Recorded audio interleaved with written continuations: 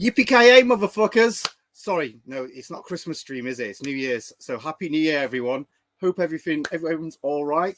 And yes, we're now into 2022. And yeah, we've been playing some games. I've got a bit of a rowdy crowd of video game players. Yeah, we don't just buy stuff to put on the shelves. We actually put the games in the system and play them as well. So yeah, that's what we're going to be talking about today. Everything that we've played in 2021. So without further ado, so we start adding some of the guests. So first up, we have got Wahaha. Welcome. Howdy doody. How you doing, mate? So all good. Got to start always with a swig. Exactly. If you know Ross from these streams, you'll know that he's got a funky beer. So what are you drinking today? Actually, nothing that funky. It's just a vocation hop, skip, and juice. Nice. Cool. Got quite a lot of vocation for today. So, next up, we have got from all the way up north in Scotland. He's only just got here. So, now then, are you all right, Gordon? How's it going? You all right? Not bad. So, you've not been on the stream before. In fact, have you done any of the streams yet? Or are we popping your cherry? No, not many. I've been on once. I was on Swap Shop stream once, but that was it. Oh, yeah. That was a while ago. Cool. So, you been busy today, or? Busy day today. Cool. Busy festive period, busy New Year's, so yeah. Can have a wee Nice beer. one. That's an impressive stack behind you, I see. And that's the games, That's the game. I'm not going to talk about them all, obviously, but we'll go through the good ones. So is that everything from this year then, is it? Aye. Cool. And yeah, we was going to have Pete Fighter 2, but unfortunately he was busy today. So I'm sure Pete's actually done a few streams on his channel. Well, not streams, but videos where he's talked about some of the games anyway. So if you are interested about what he's played, I'm sure someone could put a link in for Pete Fighter and any of the other guests, because I'm shit at that kind of stuff. So, and we've also got another guest who's running away from his family just to be with us tonight. And he'll be here probably in the next few minutes. Probably needs to catch his breath first, because he was literally running down the road when we just spoke to him about 5 minutes ago. So yes, right then. So shall we kick this off then? So how is everyone's game playing been doing? Have you been enjoying everything this year, or how have you found your game playing? Like, is it been changed this year than it has been in previous years, or? It's been pretty much the same as it always is. Find something. If I don't like it or not, I try to get to the end of it. I spent money on it. I'm finishing it. Aye, quite right. I think a lot of my gaming is a lot of shorter kind of games. Obviously, I think the big RPGs I've kind of pushed to the side at the moment, so a lot of shorter, quicker games to play. I'm pretty certain you've done a couple of games that are like short. Sorry. I'm sure you've completed a couple of them, yeah? A couple of RPGs this year? No, I only did Final Fantasy 13. That was only RPG I did. Okay. I think. Aye. So I aim for the shorter games usually, but then I think I'll do this and think I'll keep the RPGs off because they're big time sinks. Then I'll put something in that I think I can play in short bursts, and then I look at how long I've played it for, and it'd be like 90 hours. It's like I should have just done an RPG. Aye. True. Yeah, I've actually been surprised by some games that have like had RPG length sort of campaigns, like Days Gone. Like, absolutely love that game, and it was like 100 hours or something, 80 to 100 hours, and I was like, but it just flew like that for me. I just enjoyed it so much. So could you technically call it an RPG? I mean, side quests, story mode. I mean, it's just not got the sort of Japanese like look to it. So has it got leveling? I've never played it, so it does have leveling. Like all modern like open world games kind of like do level up, don't you? You have like all these like things that you find and get better, and yeah, it's good. Cool. So this is the 52 game challenge. How well did we do? So have you totted everything up? Because I don't think I think you started the 52 game challenge this year from the start, didn't you, Gordon? But I think Ross, you've just been playing games and probably have completed I've just been playing games. I started totting them up. I got to over 80 on the Xbox alone. Then I just stopped counting. So I got all the PlayStation. Sorry? Completed or played? That's 1000G completed. Fucking. Jesus Christ. But yeah, that's not including the PlayStation Platinums and the odd bits of retro and things. So some serious gameplay, and Jesus. Aye. I thought I was doing well. Yeah, put us to a shame. Yeah, so I've made myself a little list of all the games I've completed. Put a few that I've actually played as well that never actually completed as well.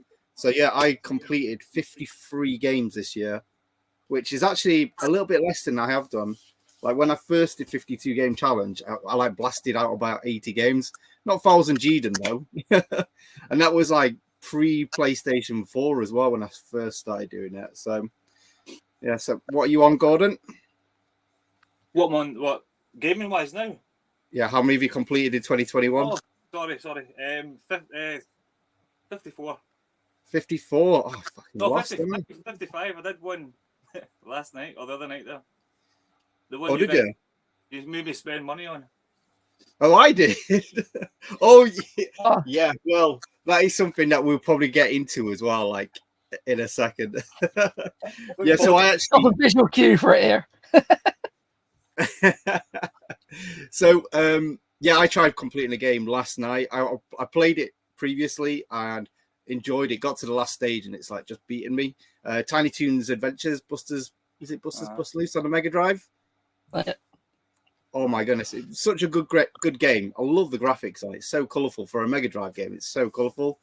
And then the last stage, it's like you've got to do 4 stages in a row. And if you die, you have to go all the way back and do all 4 stages again. I genuinely hate it when they do that in like retro games. That, and I don't like boss rush modes either. Just not a fan. Yeah. It's just like a bit of a cheap way to finish it, isn't it, really, to extend it? Mm. I don't know. Although some boss rush modes have been actually quite fun, I think. There is some of them work because they're just within the limitations of the game, aren't they? Rather than like chucking stuff at the end of an NES game makes sense just to reuse the assets, doesn't it? Right. So while we're waiting for the 4th guest, shall we see who's in here then, shall we? So we've got Mr. Chili, who has been here for about the last 2 hours, I think. He sent a picture of him waiting in the line earlier. Corbana, Jim, how you doing, mate? Zelda Pop, you need to make your own channel. Dad and Lads Gaming. Who else have we got? Retro Ram, Hey Up Me Ducks. Retro Red Steve, which I thought it was way past his bedtime. He's always yawning in the daytime. So, and then we've got Gold Payne. How you doing, mate? So, yeah, I've got to keep my eye on the chat. I'm rubbish at it, to be honest. I'm a very bad host on that side. But yeah, 19 hours in RPG. What game was that? Who said that? I think the only RPG that could be less than that is probably Child of Light. Well, there was an RPG that I played this year that was probably about that, actually, and I'll bring that up in a bit as well. But yeah, like Actually, I did Holy Magic Century one year, and that's about 2 hours long, I swear. You're joking, On the really? N64. Is that Quest 64? Yeah. Yeah. Yeah, it's really short. Really? I was actually going to buy that. I nearly bought it from Twitter store, but it was about twice the price of eBay, so I thought I'd get it another time. But yeah, so right, completions. How do we all consider a completion? So you mentioned how you completed a game earlier, Gordon. Yeah. Oh, aye. So have you put that actually on your official tally, or? Nah, I didn't. No, I don't think it's. I don't think it's worth putting on your tally. I don't know. Is it? Did you put it in your tally? So I actually completed it this year, and it's not on the tally. And the game in question, what people probably don't know, it's what's it called? My Name is Mayo. Now I think a lot of us have all played it. It's a 99p game, unless you like Ross, who spends 30 times the value of it, I think. Oh, that's got 2 and another game on it as well. I haven't played the sequel yet. I'm holding out on that. Yeah, so games like that, I actually don't consider a completion. It's like games. If I did that, I probably completed about 100 games for all the trophies, because these games like that where you basically just press X to win, I don't know. There's something fun about them. I do feel like they're not like totally worthless. However, it's a bit. It's like an easy dopamine hit, isn't it? Of like, yeah, you're doing something. Your Exactly. life isn't worthless anymore. You've achieved something. But then they kind of ruin the games because there's like what's it called? Gun Crazy, is it? Which is a bit like sort of a run and gun game. Really good game, but you get the trophy or the 1000G before you've completed it, and it kind of makes it a bit crap to come back to. Yeah, you get to like the second level, don't you? I think that the hardest thing is like complete the second boss or get a certain score, but you get it by the second boss or something. It's ridiculous. Yeah. So yeah, things like that I actually haven't. I don't put on my list.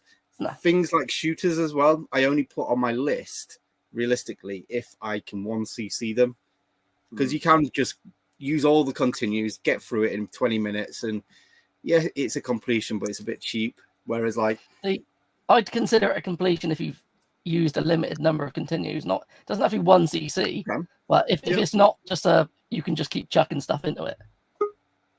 That's when it's not really a completion. No, I finished one of those shooters, and it was Wolfang. Oh yeah. But I'm pretty sure I did it the easiest way, the easiest route you can do. I just ran through it the easiest way. I didn't care. It's not on my list though, no.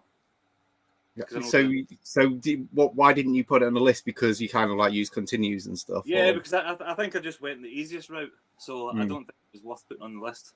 I think I just ran through it.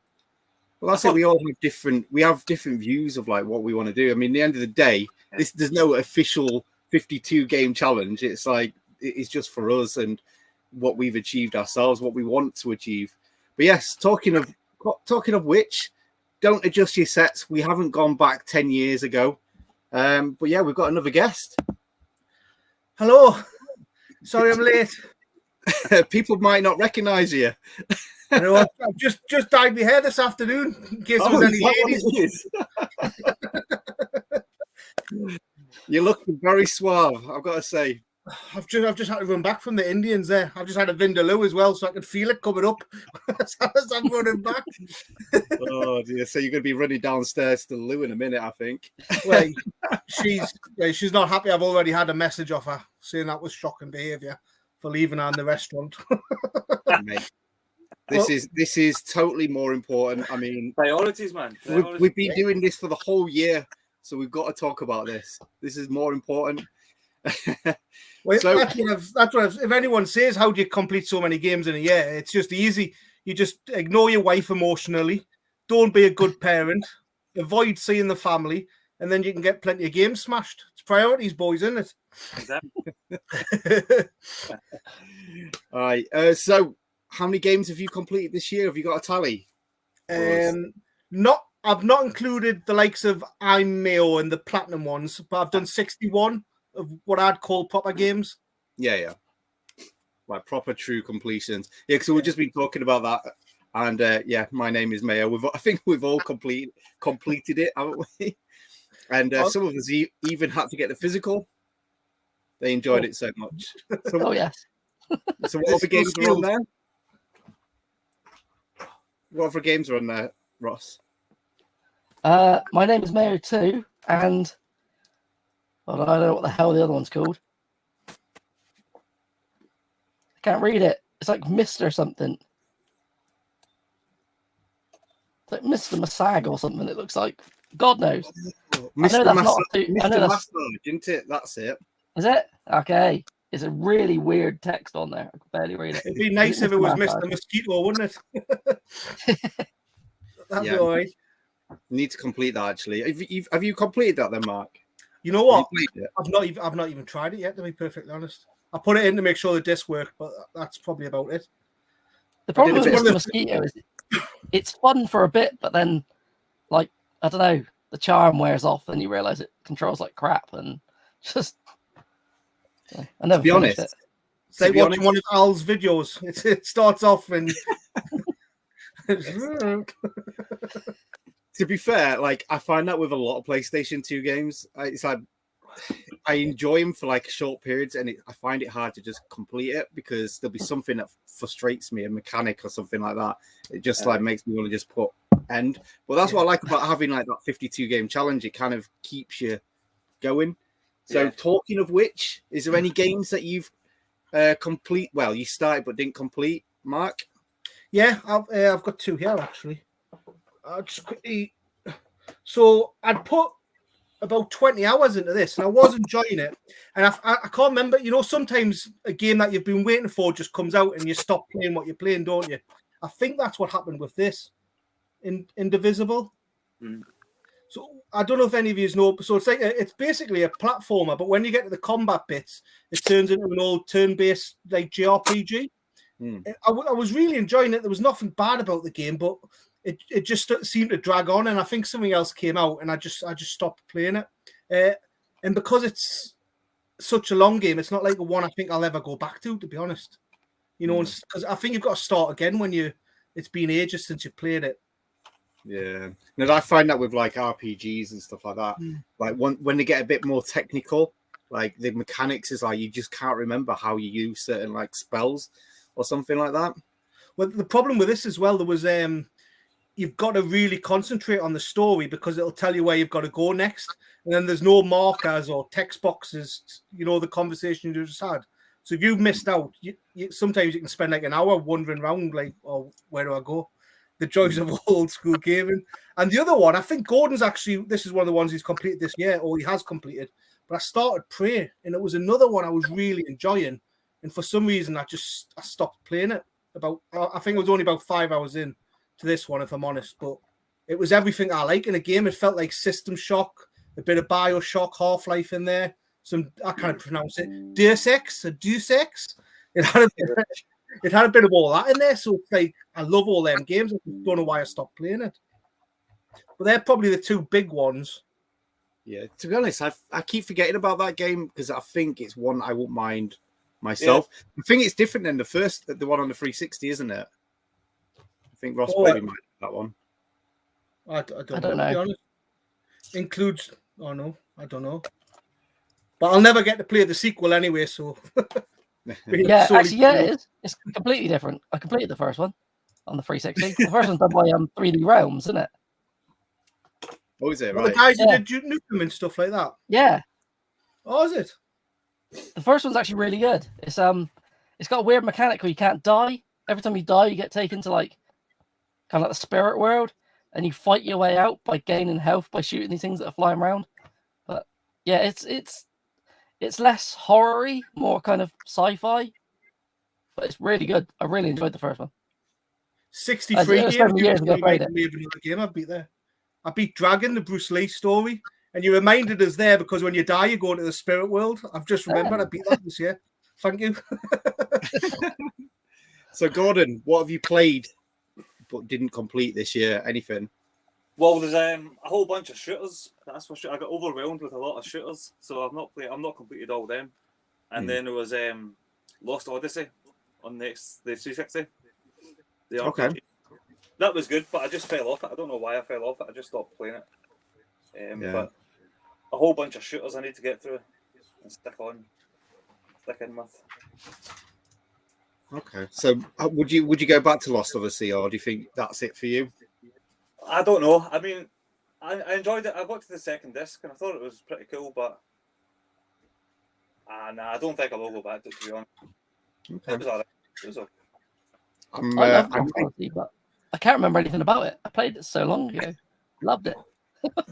I'm like that with a game I've played last week. Everything just like comes out of my brain. But yeah, no, that is one I wouldn't mind playing for a little 360 challenge that some of us are doing here.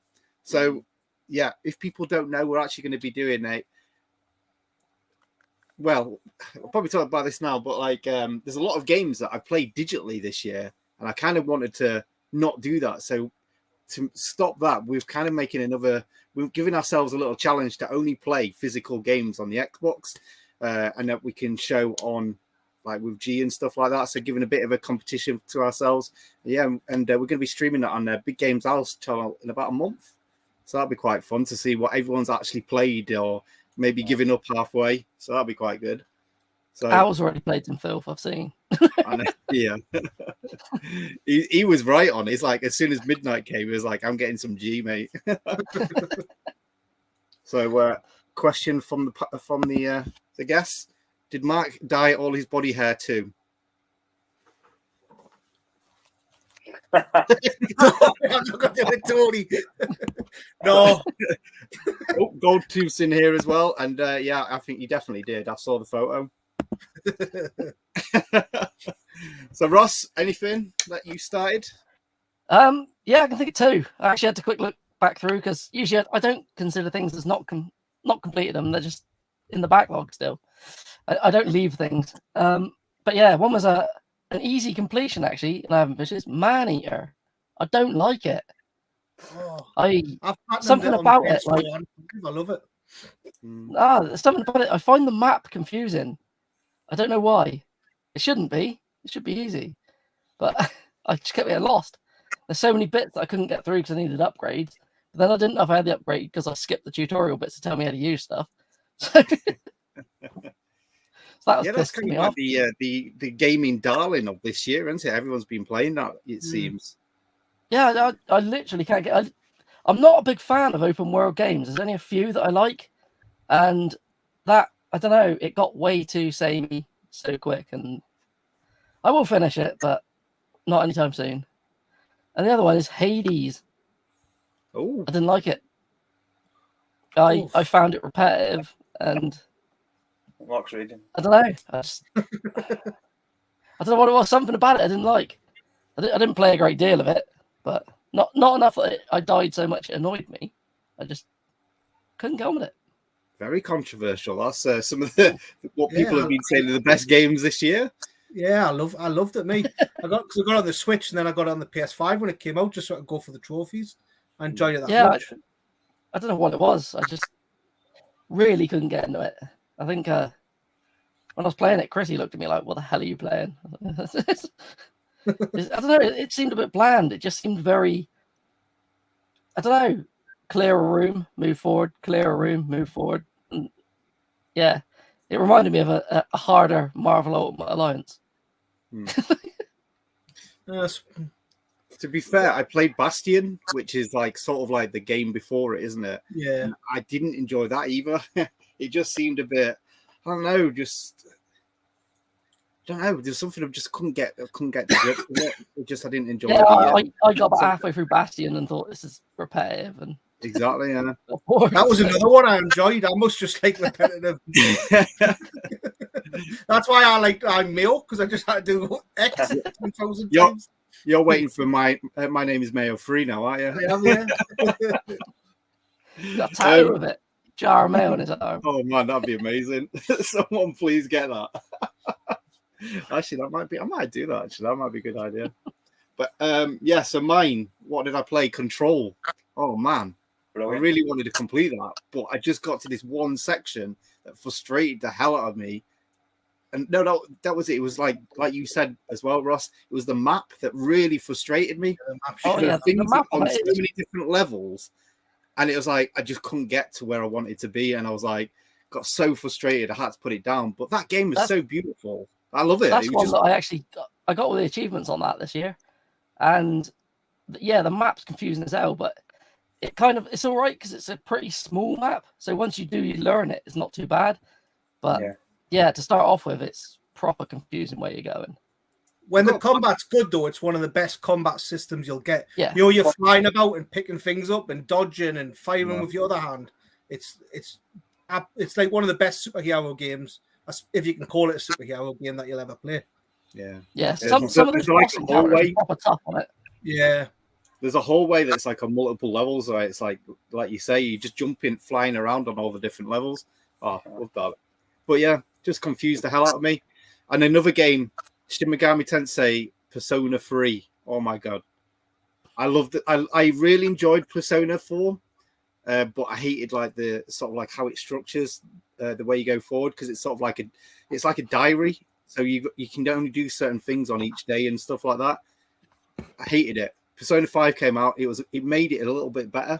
I love that, but the thing is, for me, I love the dungeon combat in it, the RPG mechanics is just some of my favorite. I love the monsters. They're so cool. Like, so I thought I'd go back and play Persona 3, and oh man, it was way too hard. Like, the problem is as well, like, I think every iteration's made like simplified certain things. And when you go to Persona 3, you guys get tired between going into the dungeons and stuff. So sometimes you'll go to a dungeon on one day and you can't have any of your characters to go in there with. Like, how the hell are you supposed to do this? I was just so frustrated by it.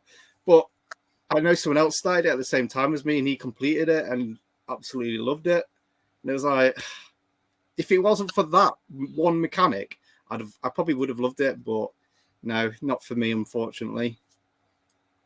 Has it got permadeath to your characters? Has it? Because I've never played them. I've got them. No. What? You They just die and you have to retry it again. Oh, right. Yeah. See, I never finished 4. I liked it, but I don't know why I never finished it. It was just long. So then I started 5, got about halfway through 5, then something else came out, and it's just been pushed further and further back. But the thing I don't like about the Persona games is, like, I say, like, slightly diary-ish things, and that, like, if it gives you a day, you should be able to do multiple things in a day, not like do one thing and then it moves you to the next day. That bugs me with it. But other than that, like, the actual dungeons and everything are awesome on them. But yeah, I don't like being that constrained to it. Yeah, I love the story. I love all the characters in Persona 4. Like, Teddy is flipping amazing, and I love going out for meals and stuff. There's something like weird about like going out, like, I'm gonna go get some sushi tomorrow or some ramen the next day. Weird, but like there is something good about that. But like you say, the problem is it doesn't take you all day to get damn ramen, does it? but sometimes you do that and you've missed something that you should have probably have done, and that really you can't go back. Really frustrates me. Yeah, I tried doing 5 with a spreadsheet that told you all the things you had to do to get the trophies, and I was getting lost with the spreadsheet. On that, because I know you get a lot of platinums and 1000 Gs. Do you look at the lists before you play a game? Do you, just in case of something that you'll miss halfway through a big game? Or do you wait? It depends on the length of the game. If I know it's going to be a long game, I'll check for missable stuff. Yeah. But I won't look at any story stuff. And just if this is missable, it says it comes up here, I'll keep an eye out for it. But that's it. Yeah. A lot of stuff I go in blind and play twice. Cool. So, what should we talk about next? Retro. Has anyone played any good retro this year? Super Mario Brothers. Also, yeah, we've all given Super Mario Brothers a go this year, haven't we? We did, yeah. But did we complete it though? We don't. I did complete it. Yeah. Did you? No. You see, I did just have the lives, and then I just never carried on, so I couldn't complete it. I feel bad saying I've never completed it. Have you not? No. Get after this stream, get it on, mate. Get it on. Yeah, I think it's the only Mario game I haven't, like 2D one I haven't completed. Is the original one. Don't know why. I used to get real confused. I used to play it as a kid, like, you know, the castle bit where it's like you've got to memorize which ways you got to jump to get through it, like levels. Yeah, my brain was too thick. I couldn't ever remember what I was doing.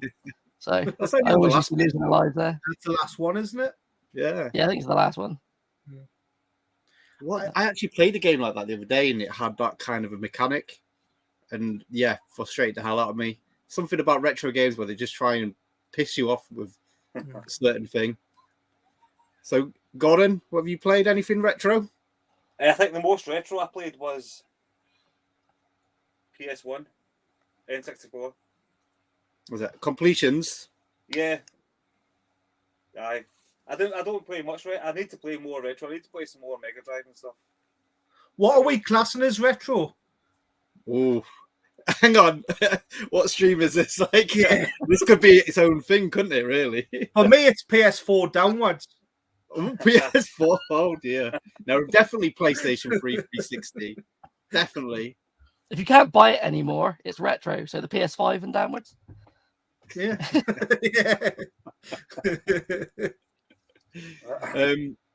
Well, I played, and fuck me, this was hard. Well, there goes all the games. Golden Axe Warrior. So this is sort of like, if people don't realize, this is Sega's answer to Zelda. and it's good, but it's not fantastic. It's not as perfect as Zelda. There's a lot of like, in Zelda where you chop a tree to find a secret and stuff like that. They take that mechanic and they overuse it. So I just kept getting lost trying to chop all the trees, like to try and find something. And yeah, it just didn't seem to be very simple like Zelda. You kind of know, you have like an area that you're going to go to or get to. This is just all over the place a little bit. And it's flipping hard, especially the last dungeon. Oh my God, that took me about 3 days to complete. Really pissed me off. And as well, in Horror Month, I played Clock Tower on the Super Famicom. So this is the Japanese version, but I played like a translated patch. You can get that actually played on the Super Nintendo. So yeah, this was really good. It's sort of like a point-and-click adventure, horror adventure for the Super Nintendo. Really ahead of its time. You like kind of like going around and you get stalked by this little kid with fucking huge scissors. But Scissor Man. yeah, when you first see him, is like you proper like get a bit like you have a proper jump because it's like how they use the like sound mechanics in it is really good. It's like really is like quite chilling. But then you realize all you have to do is run into him. He falls over and you can get away like super easy. So after you find that out, it kind of like breaks the sort of like fear element of it, and it kind of I don't know, it's not as good, but it's still a great game.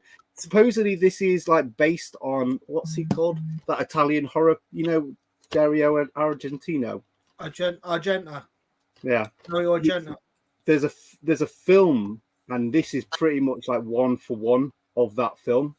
It's sort of like a knock of it. I can't remember where it's not Suspiria, but something like that. Oh, I should know what this is. My brain's not working. But yeah, definitely, if you enjoy sort of like horror or freakish kind of games, definitely get a like. Well, not get a copy. No. It's sort of like it's not Suspiria, but it sounds like Suspiria. But yeah, definitely, Mark. If you like your horror games, get a download of this. You can do it in about 3 or 4 hours, so it's not going to take you too long. But I think you're going to enjoy it. Mark was game when you said scissoring, so.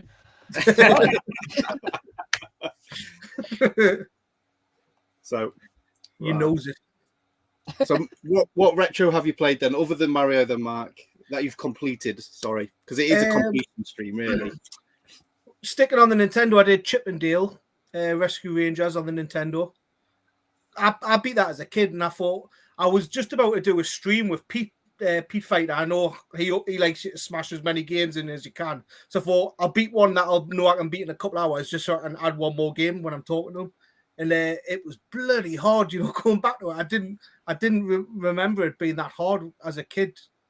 But so it was that one on the Nintendo, and because I've just rushed back, I haven't got my list for the PlayStation 2. I beat X-Files, Splattermaster.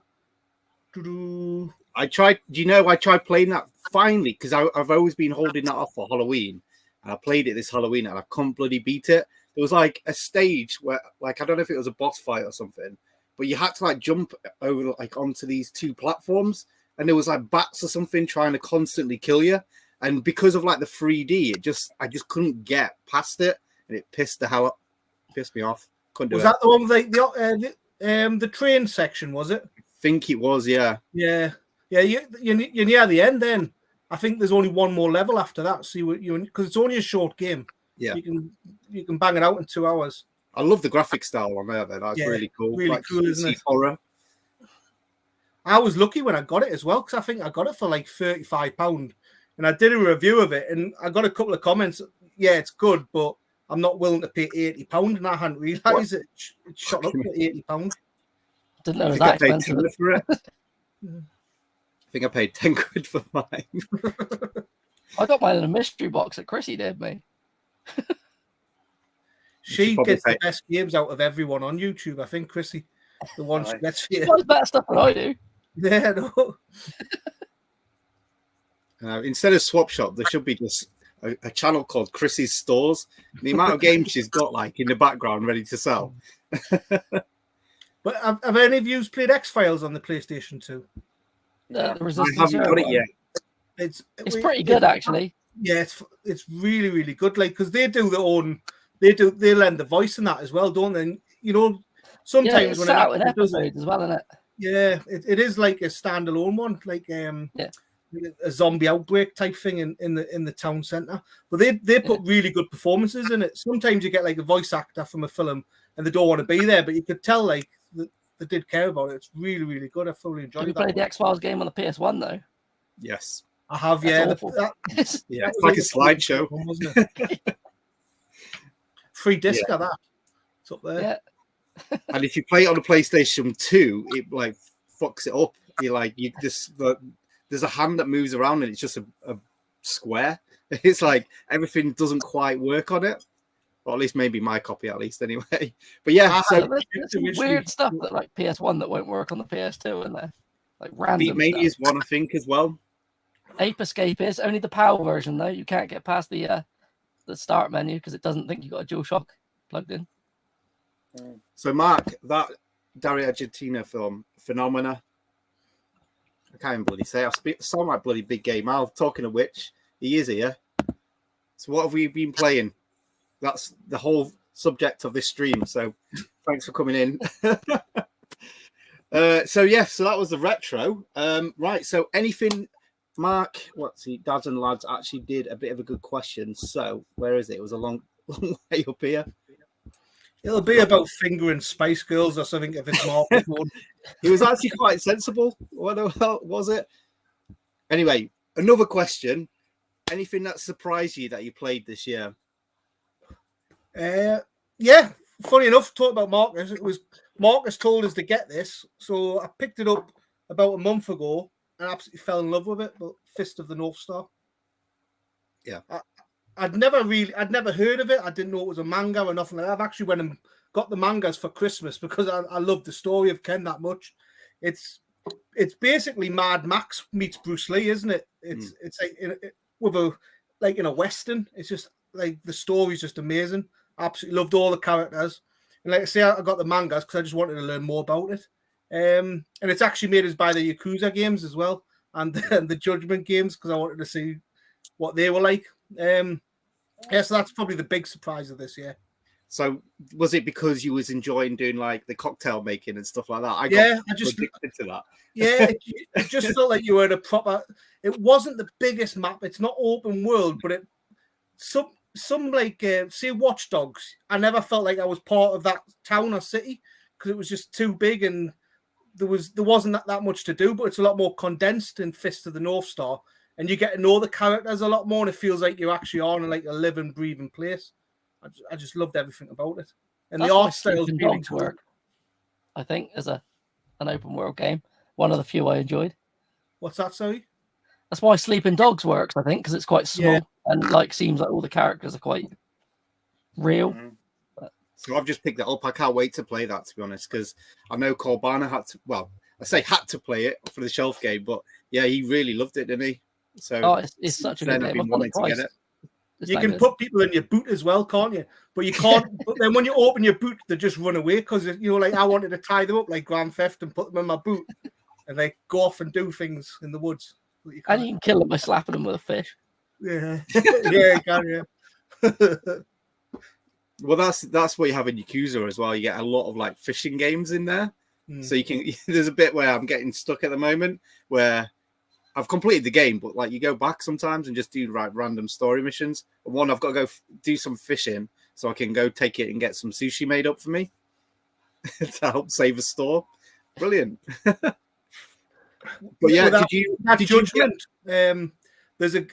Have you used any of you played Judgment? Have you? Not yet, no.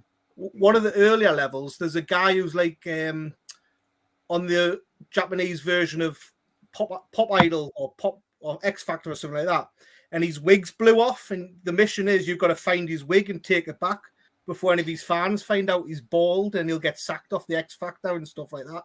You know, just like mental things, and you're like, it's really funny. Oh man. Gordon, anything that you played that really surprised you? Well, so this series I've never played before, so this is the first game I played in the series, and it was Assassin's Creed Black Flag, and it was brilliant. Absolutely loved it. But I've never played any of the Assassin's Creed before, so again I played Valhalla at the beginning of the year, 2021, and Valhalla was class as well. But I didn't expect much from Assassin's Creed, but it was brilliant. And then there was also this one as well, which is Binary Domain, which I got Eddie to play as well. And I think you did, yeah. I think you thought it was all right as well. It's pretty cool. It's a really good story. Do you know what? There is someone in the community who just played it today and turned it off. He thought it was fucking boring. No, man. It's Can you believe that? That's the Ink Northerner. You can see he's not showing his face because he's too embarrassed for saying something like that. For shame. It's so good. No, I've told him he needs to go back on it, so hopefully he does. He's got a month to do it. So Black Flag's my favorite in the series. Either that or number 2. I love the ship mechanic. See, I didn't like Black Flag either. No. I loved Assassin's Creed 1 and 2. I did all the achievements on both of them, loved everything. Then I went on a Brotherhood and I thought this is a bit crap. Then I gave it a bit and I went on to a Black Flag after that I did. And I was like, it's more the same, it's just got a boat. And then I haven't really played any since because I've tested them out and they're all the same. I haven't tried the more RPG ones like Origins and whatever they are. Origins looks good. I think Origins will be good fun. There's a Valhalla new Valhalla game coming out in 2 months. I don't know if it's an add-on or DLC or something. I don't know. I just saw it on Amazon. I think it is DLC, isn't it? Or is it just the DLC on a set? £30 or something for the DLC? Nah, how pass. Yeah. The game's 120 hours. Do you need any more? I know. Yeah, is it 120 hours of grinding though? I've not played it. It's just what people have said. It's like 120 hours. I've only touched on like Assassin's Creed a few times. I think it was like one came out on like for free on Game Pass or whatever it was called. Not Game Pass, but whatever it was before that. Games of Gold, that's it. So I played a bit, got bored of it very soon, and then I tried Black Flag because I like pirates. I thought that would be quite cool. Just couldn't get into it. Just really couldn't do it. But I really do fancy playing the Victorian one. What's that one? Odyssey, is it? Unity. Syndicate, isn't it? Syndicate, that's it. Yeah, that one. I don't know. There's something about that sort of like darker. But they were good when they had like an overarching story outside. Then they kind of just started adding like, oh, we'll just make stuff up now so we can get another protagonist in doing something. Like, well, that's the way it was Unity I give up on. Every September, October, whenever the game come out, from number 1, I was doing the same thing at the same time every year. It just and then there was so many bugs in Unity, the one in France. I'd give up on it after like 6 years of playing the same game at the same time. I've heard I do need to go back because they have put a lot more into them recently. No, I don't know. They need to stop that like yearly franchise of it. I think it's a good idea to have it like completely different, but I think everyone's played the game enough now, and they can't really do anything new. It's just same game, different environment by the sound of it. Yeah. But yeah, Ross, anything that you played that has surprised you after you played it? Surprised me actually, yeah. It was back. It might have been somewhere at the beginning of the year. I'm looking for Game Pass. I thought, why not? I haven't played a snowboarding game. I'll play Steep. Put that in. That became one of like the best games I played this year. Like I thought it was just going to be like a little crappy thing, but I didn't realize it had all the wingsuits and all this other stuff. Again, it's another open world game I like, but I like it when you can fast travel around quite easy. And I spent ages on it, got all the achievements on that. Absolutely loved it. It's tough as nails, to be honest with you. There's a lot of with the wingsuits, you've got to do like challenges going through all the rocks, like through real tight tunnels and stuff, and also in like decent time. And I like the fact if a game is tough, but there's like an instant restart button, like Trials, that you press a button, you're straight back at the beginning, no loading, go for it again. That kind of thing. I will sit there for hours playing something like that, loving it. And actually, because of that, one of my ones I've got here is a completion I bought, and I've completed it, which was the sequel, which was Riders Republic. Oh, so that's actually a sequel to Steep, is That's a sequel to Steep.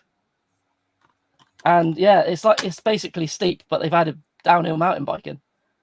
And the downhill mountain biking is amazing. They did add like mass races to On it. So snow. It's got snow. It's snow and mountains. Everything like, it's basically if you want a serious amount of any kind of extreme sports on one big living map, because it's all annoyingly it's all online like Steep was, but you can be doing your races going down the mountains, and all the other players they're still just jumping over the top of you and stuff. It's really cool. So have you played? I think there's a Dreamcast game that reminds me of Steep, and I think it's called like Extreme Sports, and you basically have like 3 different things where you snowboard, and then you get to the bottom, and then you get into like a jet ski or something, and it's like it reminds me very much of Steep, but like way before. Actually, that reminds me, there's something in this I didn't like in the mass races and stuff.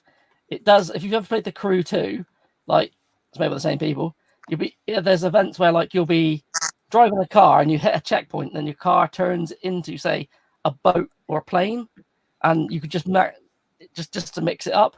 But I thought that was okay in that because it was arcadey. But to that, I thought I don't know. I didn't like the idea of jumping from like a bike to a wingsuit to something else. I liked it as Steep. You'd stay as one discipline all the way to the bottom. But yeah, I'd still recommend that to anyone. If you like kind of like downhill mountain biking and stuff, it's great. If you miss games like was it Downhill Domination and SSX? SSX, or I was thinking what the other one, No Fear Downhill Mountain Biking. Oh, can you remember EXPN Sports on PlayStation 1? Oh, I used to love that. Like you do like Street Luge and stuff like that. Yeah, I remember. I don't know if I've got it that anymore. style graphics where it's like digitized people. It was it was so stiff and terrible, but I don't know. I loved it. Right. Sorry, I might have to fucking ban Big Game Al. He's just said, Eddie, this game you got to play me is shit. What was that? What's he playing? Bulletstorm. Oh, He reckons Bulletstorm is shit. Well, that sounds I'm amazing. hoping it's hot because that game is absolutely fantastic. It really got me into first-person shooters because I hated them. They used to, other than Doom, I just couldn't get into them because it was all like war games. Then I played that and it changed everything. Yeah. I realized for me to enjoy a shooter, it's got to have like extra mechanics or something that's like really silly. Fantastic game. Everyone should play it. And Al, don't stop playing it. You better complete that game because it's amazing. Am I right in remembering it as a dedicated like middle finger button? Yeah. You probably did, yeah. Al's just played racing with Ryan last week, and then he's how can he say Bulletstorm's bad? Do you know what I mean? He's off his tits. It's probably because he's not had an achievement for more than 10 minutes. Yeah. It's probably like feeling a bit fancy or something. Yeah. Such a good game. You have to complete the game to get an achievement? What is this craziness? So the game that I didn't really think much about, and I just put it in just for something a bit random. Vostok Inc. Flipping like as soon as I put this in, I couldn't stop playing it. It was like addiction to another level. It's not like an amazing game or anything, but oh man. So the premise is it's a bit of a shooter, sort of like a twin stick shooter where you're flying around space. And while you're doing that, you're mining for like minerals and stuff like that, which you can then go onto planets, colonize them, and buy bigger and better things that can generate you more money. And that's the bit where it gets addictive because as soon as you bought like a building, you need to buy more. And you're only slowly getting like money to start with, but then you go out shooting, mining and stuff like that, rinse and repeat. Like you say, very repetitive gaming, but very addictive because it's in your British nature, though, isn't it, to want to colonize? What's that? It's in your British nature to want to colonize, isn't it? Well, that's it, yeah. Am I allowed to say that? It's out there now. Just. Britannia. But yeah, you get like you take over a galaxy, and at the end of the galaxy, there's a boss fight that you have to beat, and you get quite good money from that. And then you can go into other galaxies, colonize them, which they get a bit more money for like mining their town. Oh man, it's just like rinse and repeat of that. I actually went to work late twice playing this because I was like, oh, I just need to get this trillion mark so I can buy this one building. And once I've done that, I can get to work. And it was like, yeah, dangerous game for me. Did Very you ever play the dangerous game Make It Rain? It's literally, it's a mobile phone game where you've got like $1 bill on your phone. You just keep flicking it. And every time it's just like making it rain as if you're like in a strip club. But there's like upgrades you get, like, oh, you can do this, but you can then buy a shoe factory that lets you chuck like $10 at a time. And that's all it is. And you end up chucking like stupid amounts of money. But I got addicted to that because that was just, it felt like you were getting somewhere, but you were doing nothing. It's doing the same thing. Well, they call them kind of games clicker games, don't they? Or something. Yeah. Where it's just like, you It's just like get that Simpsons addicted tap to or pressing whatever. It's kind of like Mail. My name is Mail. Yeah. After this stream, everyone needs to get My Name is Mayo. Everyone. 99 pence. That's all. Exactly. 99p, and it's the best game that you'll ever have played. So yeah, this is the question. The question that Marcus asked: any games you all intended to play but put off and still haven't got around to playing? Yeah. And he's very angry, so he's put in capitals because I forgot what it was. So Off the top of Gordon, my head, Cyberpunk. So I've got sorry. a repro of this because it's just too expensive to buy like straight up. So I've got a repro of Panzer the Dragon Saga, and I really want to play this. I've been wanting to play this for like years and years and years. So I need to put some time into playing Panzer Dragon Saga now. So I need to play this one. I got this one last year for my birthday. So it's a good game, but it's not fantastic. Some people think it's the best RPG ever, and I think they're just delusional just because they probably spent too much on it. I've watched a lot of YouTube reviews on it, and it's not meant to be that big either. It's like a 20-hour game, 18-hour game, but I just want to play it. I really want to play it, so now I can get around to it. Combat is really fun because you're flying around on a dragon. It's very different. So you kind of like have like you're fighting something to your right, and then you're fighting something to the left. You kind of like have to strategize like that. But my problem is it was very dark. So I was trying to find certain things to like activate the story, and I couldn't bloody see them because it was that dark and muddy. But yeah, it's a good game. Definitely worth a go. Definitely. I would leave the question on, but it just covers you all up.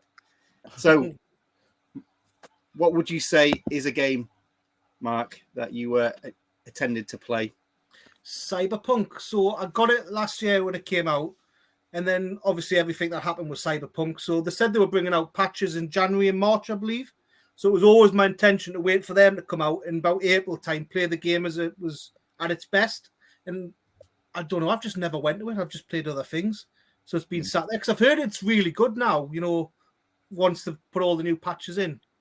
I think the amount of time it takes has put us off a bit, you know, getting back into it.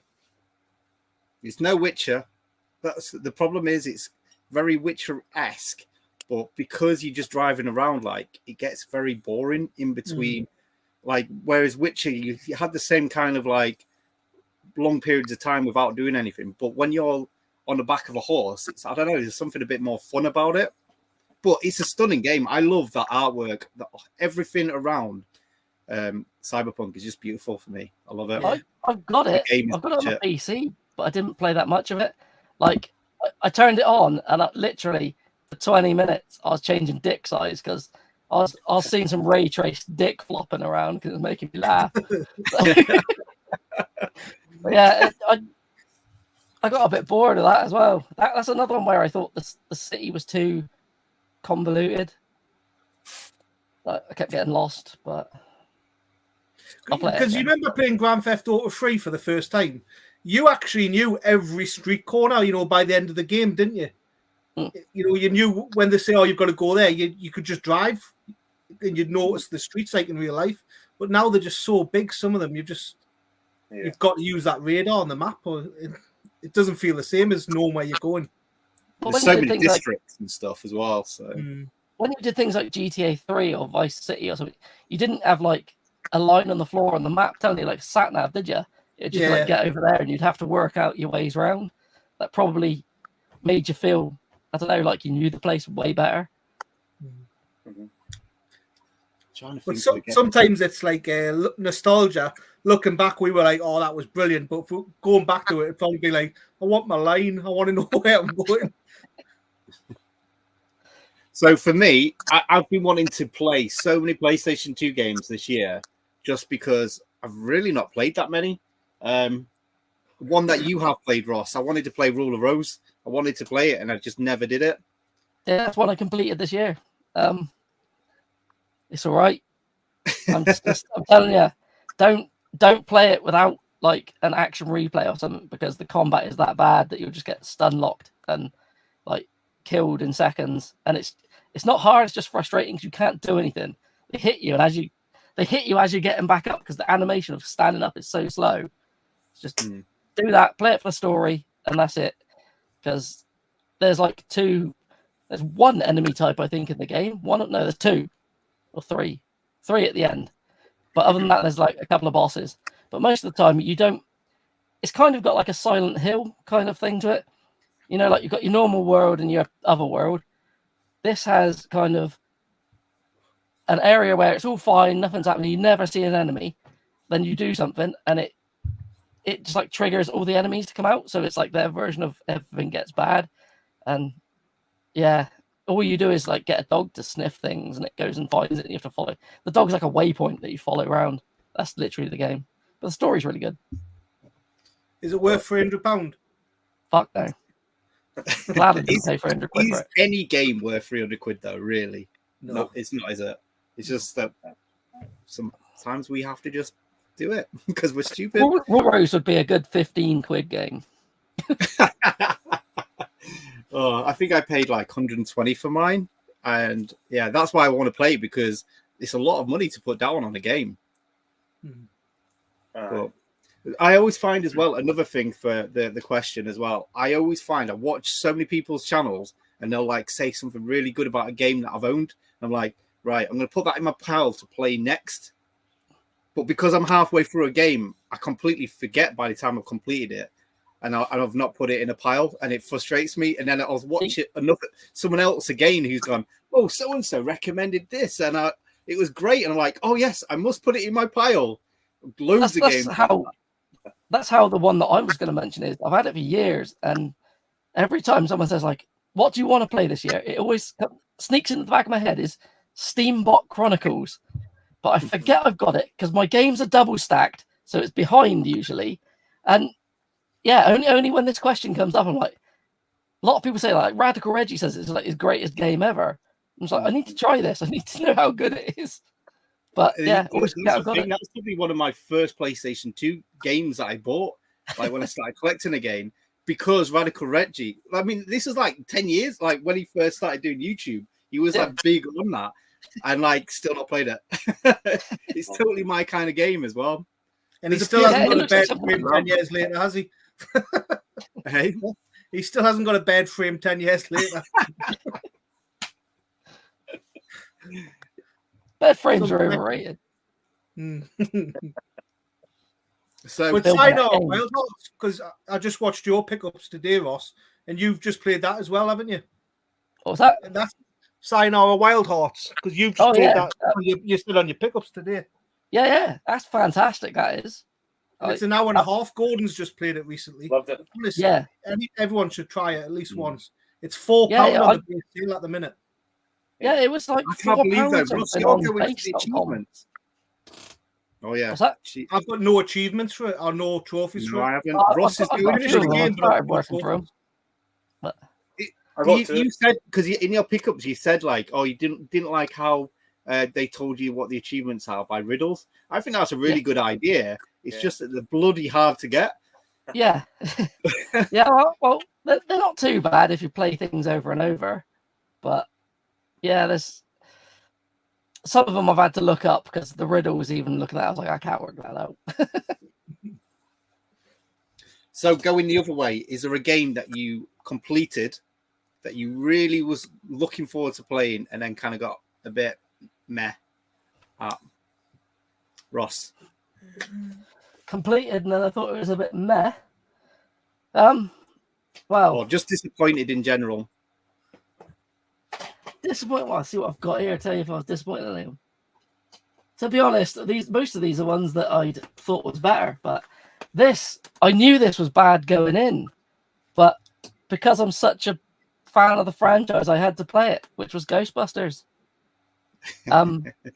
This is one of the worst games I've played this year. It is, again, to me, this reminds me of Hades. Clear a room, walk forward. But yeah, there's no charm or anything to that. That's just dreadful. And I was hoping that, because there's a lot of games that I've played and it's like, oh, the reviews slate it, it's shit. And I like a twin stick shooter, so I thought I'll play it. It's got to have some redeeming features. It doesn't. It really doesn't. I did a review on it. If you want to know how shit it is, watch that. I don't get how it's based on the movie, but has none of the characters from the movie in it. Yeah, it's like I can't tell if it's like they've opened another branch, or the female Ghostbusters have become like world famous, so they've buggered off doing like book signings and stuff, and they got some like people from the job centre working in there. I don't know, it's random as hell. I think they just didn't want to pay likenesses, did they? No. So Big Game Al's got a question. He's got Sayonara and it's still sealed.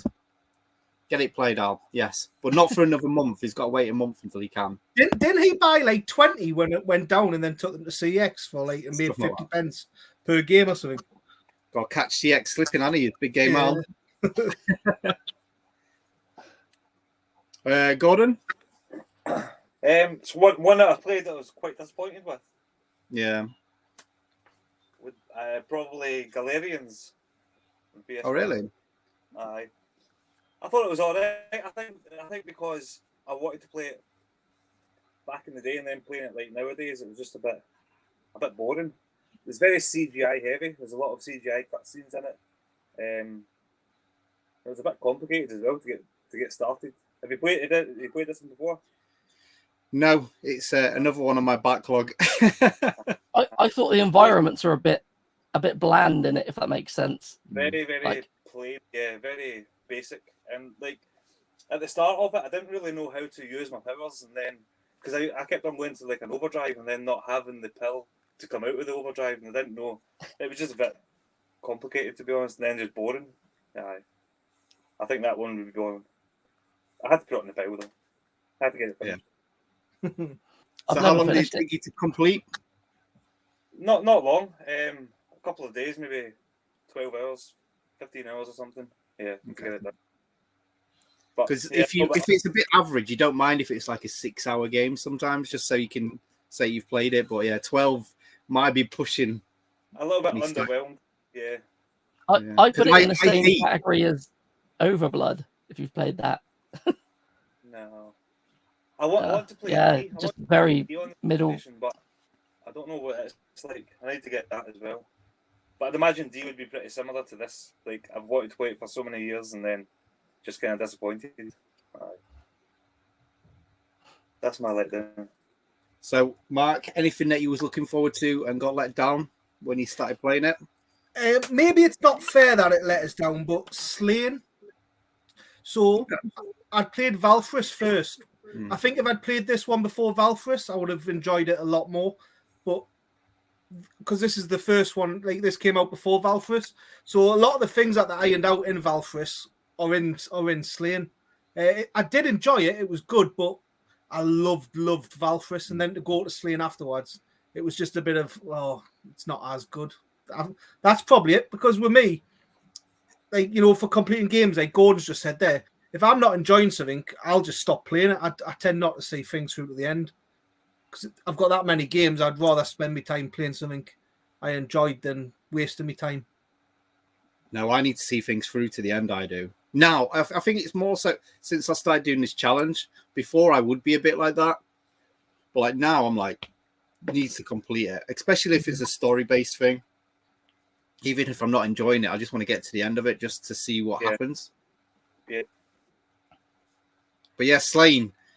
Yeah, that's just there's a lot of unfair difficulty in that game, like you say. But Valfaris, difficult but fair, so it's just made it so much better. Yeah, no, I played Slain first, but I played it on the Vita, So playing that game, I'm surprised my Vita survived. Honestly, the reason I haven't played it is because I want to play it on the Vita, and the physical copy costs a stupid amount of money. Well, I decided to get the PlayStation 4 one instead of the Vita one because I thought at the time I thought PlayStation 4 would be more valuable in the future because it was, what was it? There was not Hotline Miami. The other one that you got on the Wii, Ross. Retro City Rampage and that. Retro City Rampage. When that came out, the Vita one was worthless, where the PlayStation 4 one was actually had some money, and now it's swapped around now. Things like, so that's what, that was my idea back then. It was like, oh, PlayStation 4 ones are going to be worth more. Yeah, it's not, that's not the case, is it? Well, this is another weird one for trophies as well, because you don't get the trophy for beating the boss, you get them for beating them in certain ways and stuff like that. Like, you've got to beat them without getting hit and stuff. You don't actually just get it for beating the boss like most games. It's a hard one if you want to go for platinum on that one. Just completing it's hard, isn't it? Yeah. I just been told it's got a good soundtrack, so. Yeah, it is awesome. Cool. So yeah, I'm gonna upset Retro Red Steve. I'm glad he's gone to bed. This is probably the most I've actually spent on a PlayStation 4 game as well, because he recommended it, so you probably know what it is. Monster Boy. So this is a really good game. I'm not saying it's a bad game or anything, but how much hype was about it, I just felt like it just went on for too long, because for a platformer like this, I think I put about 30 hours in it just to complete it. And it's absolutely stunning. The graphic style is brilliant. It is just pure Monster Boy in Wonder Boy in Monster World sort of like greatness. But it just took fucking forever to complete. I just wanted it. And he's saying he's going to complete. He's just picked it up again on the Switch and he's going to go through it. And I'm like, you're nuts. But yeah, no, I really enjoyed it. It just because of the length, it just disappointed me, and like how much hype I had into it. Like I say, I think I paid like 50 quid for this, maybe a bit more. And that's the most I've paid for a non-special edition PlayStation 4 game. I think platformers should be short. They suit short. See, I've wanted to play that, but now you've just told me how long it is. It's kind of putting me off. I mean, the thing is as well, I get lost easy in games like Metroidvanias. So I probably put 5 hours more than I needed to. So you could probably do it in 25, but it's still a long time for a platform. Yeah, great game. I do recommend people to pick it up, because people do need to experience the graphical style. It's like playing a cartoon. It's beautiful. And the gameplay is good, but just long. It just takes forever. Is that the one where you turn into a pig? You do, yeah. You turn into... Yeah, I give up when I got to the pig bit. I only played an hour or so, yeah. So it's like Dragon's Trap, where you have like different characters, different animals that you turn into. Maybe that one I played. I'm not too... Well, Dragon's Trap is actual Wonder Boy. It's like it started off in the Master System. They did remake it. They did remake it on PlayStation. Reminded me that's one of the ones I wanted to play this year as well. It's just sitting down there still. Yeah, I've got all of them in special editions. I've got Wonder Boy, Dragon's Trap, and I've got Wonder Boy. What's it called? New Wonder Boy, is it, or Super Wonder Boy that they remade? Not sure. But yeah, Raz says he got 20 to 25 hours into it. Top 10 ever for Raz. So yeah, I mean, it's a good game. It's just, again, too long for it. So, digital games. Have you played any digital games this year? I've played way too many. Yeah. Loads. Game Pass has just spoilt me. Well and truly. So if you play a digital game and you've really enjoyed it, does it make you want to go out and buy the game? Or because you've got I would buy a physical copy of it. Oh, you would? I used to do it because I thought I'll be able to play this later down the road. But most of them you probably won't be able to. But I still just like to have a coaster. But yeah, something like Psychonauts 2, which I am convinced I saw a physical of it on the PS4. And I looked at Chrissy when we were in game. I was like, I didn't know this came out on the PS4. And I put it back. Apparently there's no physical of it. I swear there was one. Maybe they had like a placeholder. That's what I'm thinking. It might have been something like that is coming soon, or you could take it up and get a code. But it didn't say it. It didn't have anything on it because I always bought it. I looked at it and went, "Oh, that's weird," because it's a physical. But I'd already played it and beat it on Game Pass, which is probably one of my games of the year. It was freaking amazing. Psychonauts 2. Everyone should play it. Yeah, Goldtooth raved about it. It's so good. Yeah, he loved it. Well, the other one was inventive, but like the level design, it actually when the first time you boot the game up, it's got a warning about body horror and the fact that you might not like teeth, which is a very strange thing. Yeah, so that was the last game I completed this year. It was good. Yeah. It was good, but I found it very similar to this, where I felt like it was a bit too long for its own good. Again, I kind of got a bit lost. It took me ages to find the reception. Oh, yeah. I was like, where the hell is this reception? You keep calling you out going, oh, you need to go meet your family at the reception. It's like... Yeah, it doesn't really tell you to go back down like that middle bit, does it? No. But yeah, it's a good game. Yeah, I got a bit lost. You said it was very simple looking, but I think I like the graphical style on it. Yeah, it reminded me of like a PS2 game. It didn't look much different than the first one, but it had more detail, like when you're climbing around in the mouths and like the teeth are all sticking out of things. They're all like individually modeled teeth you're jumping on, and like the nerve endings you can grab hold of, and teeth zips. Teeth zip is something I never thought I'd ever say. That's weird. Well, I can't believe you platinum that, man. That was that's good fun. So Gordon, anything that you played digitally this year that you completed that you wish you could have physically, maybe? Yeah, so I played it. So I played it in Farpoint on the digitally in the VR, and I love the VR. The VR is absolutely brilliant. So I went out and bought the physical, so I could put it onto my tower of games. But then, so what game is that? Sorry, Farpoint. Is that the first-person shooter one with the aim? Yeah. Yeah. The aim controller. It was so good. I loved it. But then I played Castlevania Symphony of the Night, and I won't go out and buy that game. Not a chance.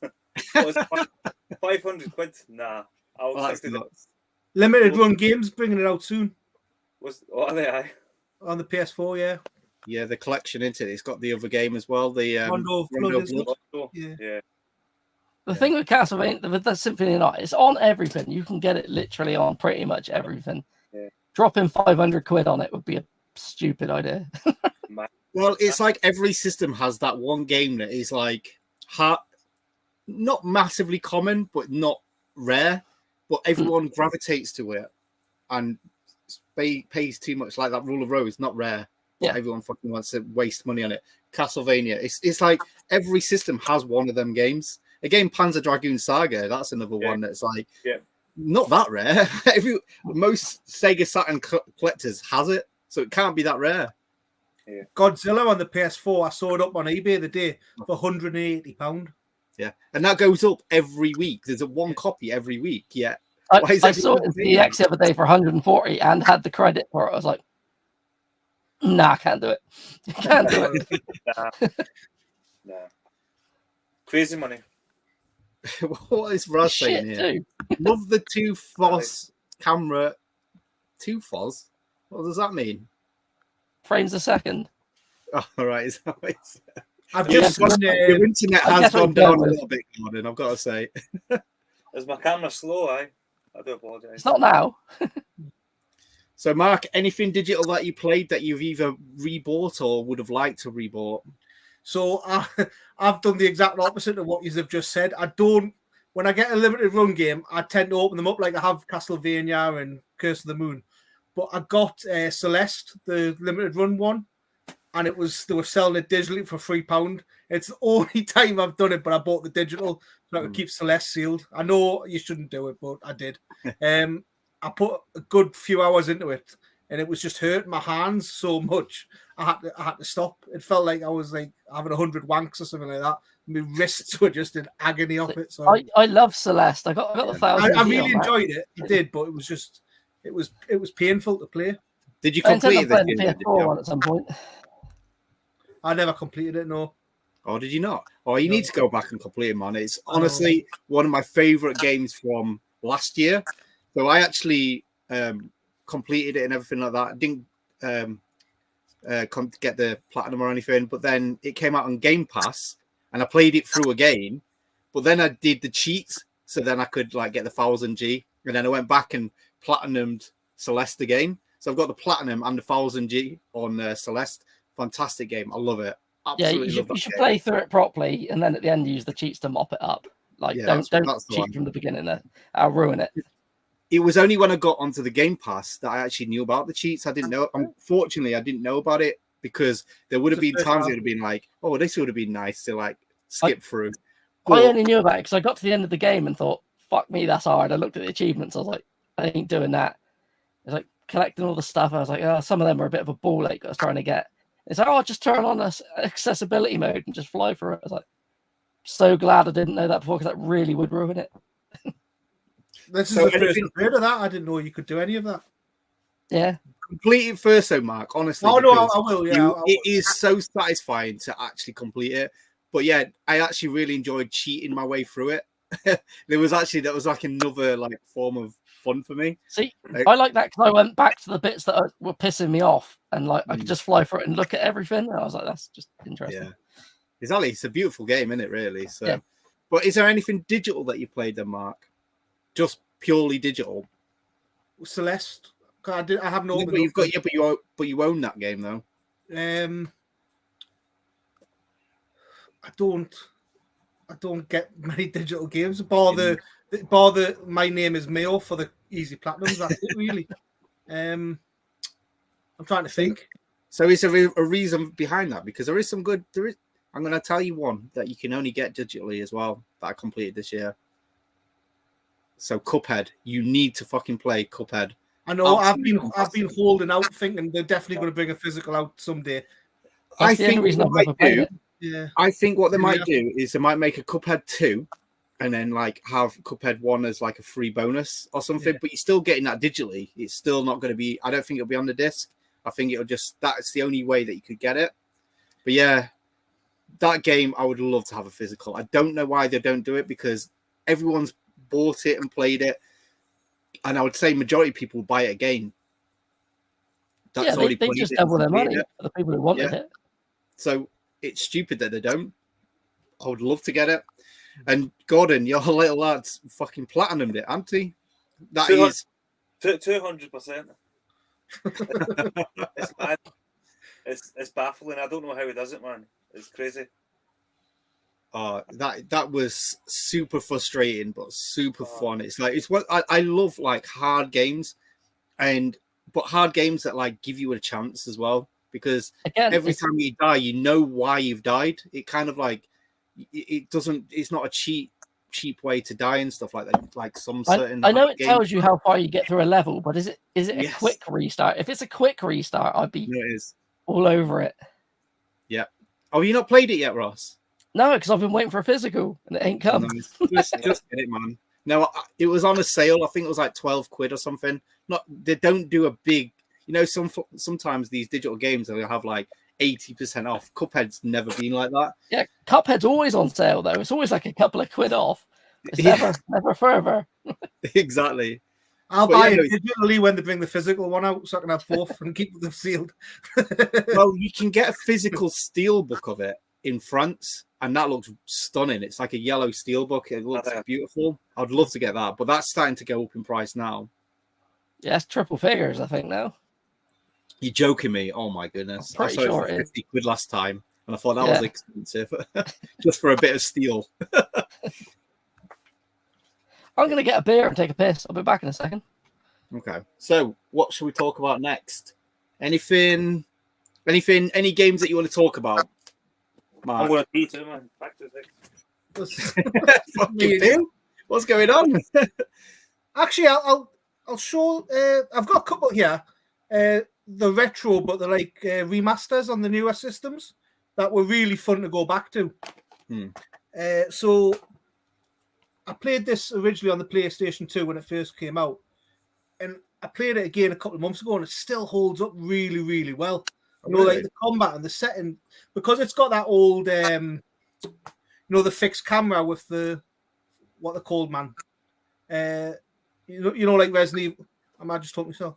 I was just looking. I thought you'd froze. I thought your head froze there. Yeah, I've done a Corbana. In fact, just as I say Corbana, he just appears. How you doing, mate? You perv. Yeah, I think it is like Resident Evil. It's actually one I only have. Where is it? This is the only one that I actually own on the PlayStation 2, and there's like 4 copies of it. There's 4 games in there, I think, on PlayStation. Yeah, 2. there's 3 that are like this, and then the 4th one's it's a fighter, I think. Like Smash Brothers, isn't it? I think. Yeah, but the third one's really good. It's got Luke Besson in out of Leon and Godzilla, going back to Godzilla you were talking about before. But yeah, it holds up really, really well, and the combat's absolutely belting. I couldn't believe how well it did hold up. That's been in my eBay watch list for so long, thinking I should grab that. It was so much fun going back to it. I played it when it first came out, 20 years ago? And it sounds bad. I actually haven't played any of the... I've got all of them, but the only one I've played is Onimusha Tactics on the Game Boy Advance. Oh, yeah, there is that in there. It's only 5 hours long. You can bang it out in 5 hours. Oh, really? Oh, well, you're making it like a must-buy now. 69 quid. What the hell? It was 25 quid the other day. That's the only copy. Fucking hell. Well, there you go. You got a rare game there, possibly. Who, me? Yeah. Only one on eBay, 69 quid. That was 15. Because it only came out in the States, didn't it? I got is that what it is? On Amazon. Yeah. They're cheap. I didn't realize it was expensive. Oh, shit. Right, I'm going to have to look out for that then. And one I just played last month, I'd never played it on the Xbox. Bill said it's like £70 on Xbox, but they were selling it for 52 now. So I don't know if this coming out reduced the price of the Xbox original game. I think it's always been about 50 quid, but it has like random spikes up and down.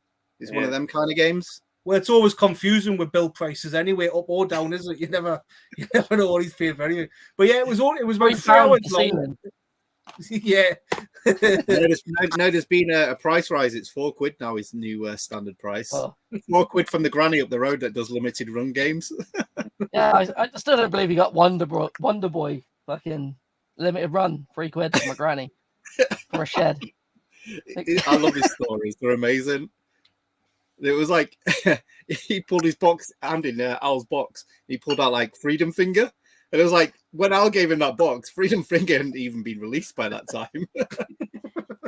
I just love his stories. It's just random as well. Oh, love it. But yeah, no, I played Stubbs at the end of last year, actually, on the Xbox.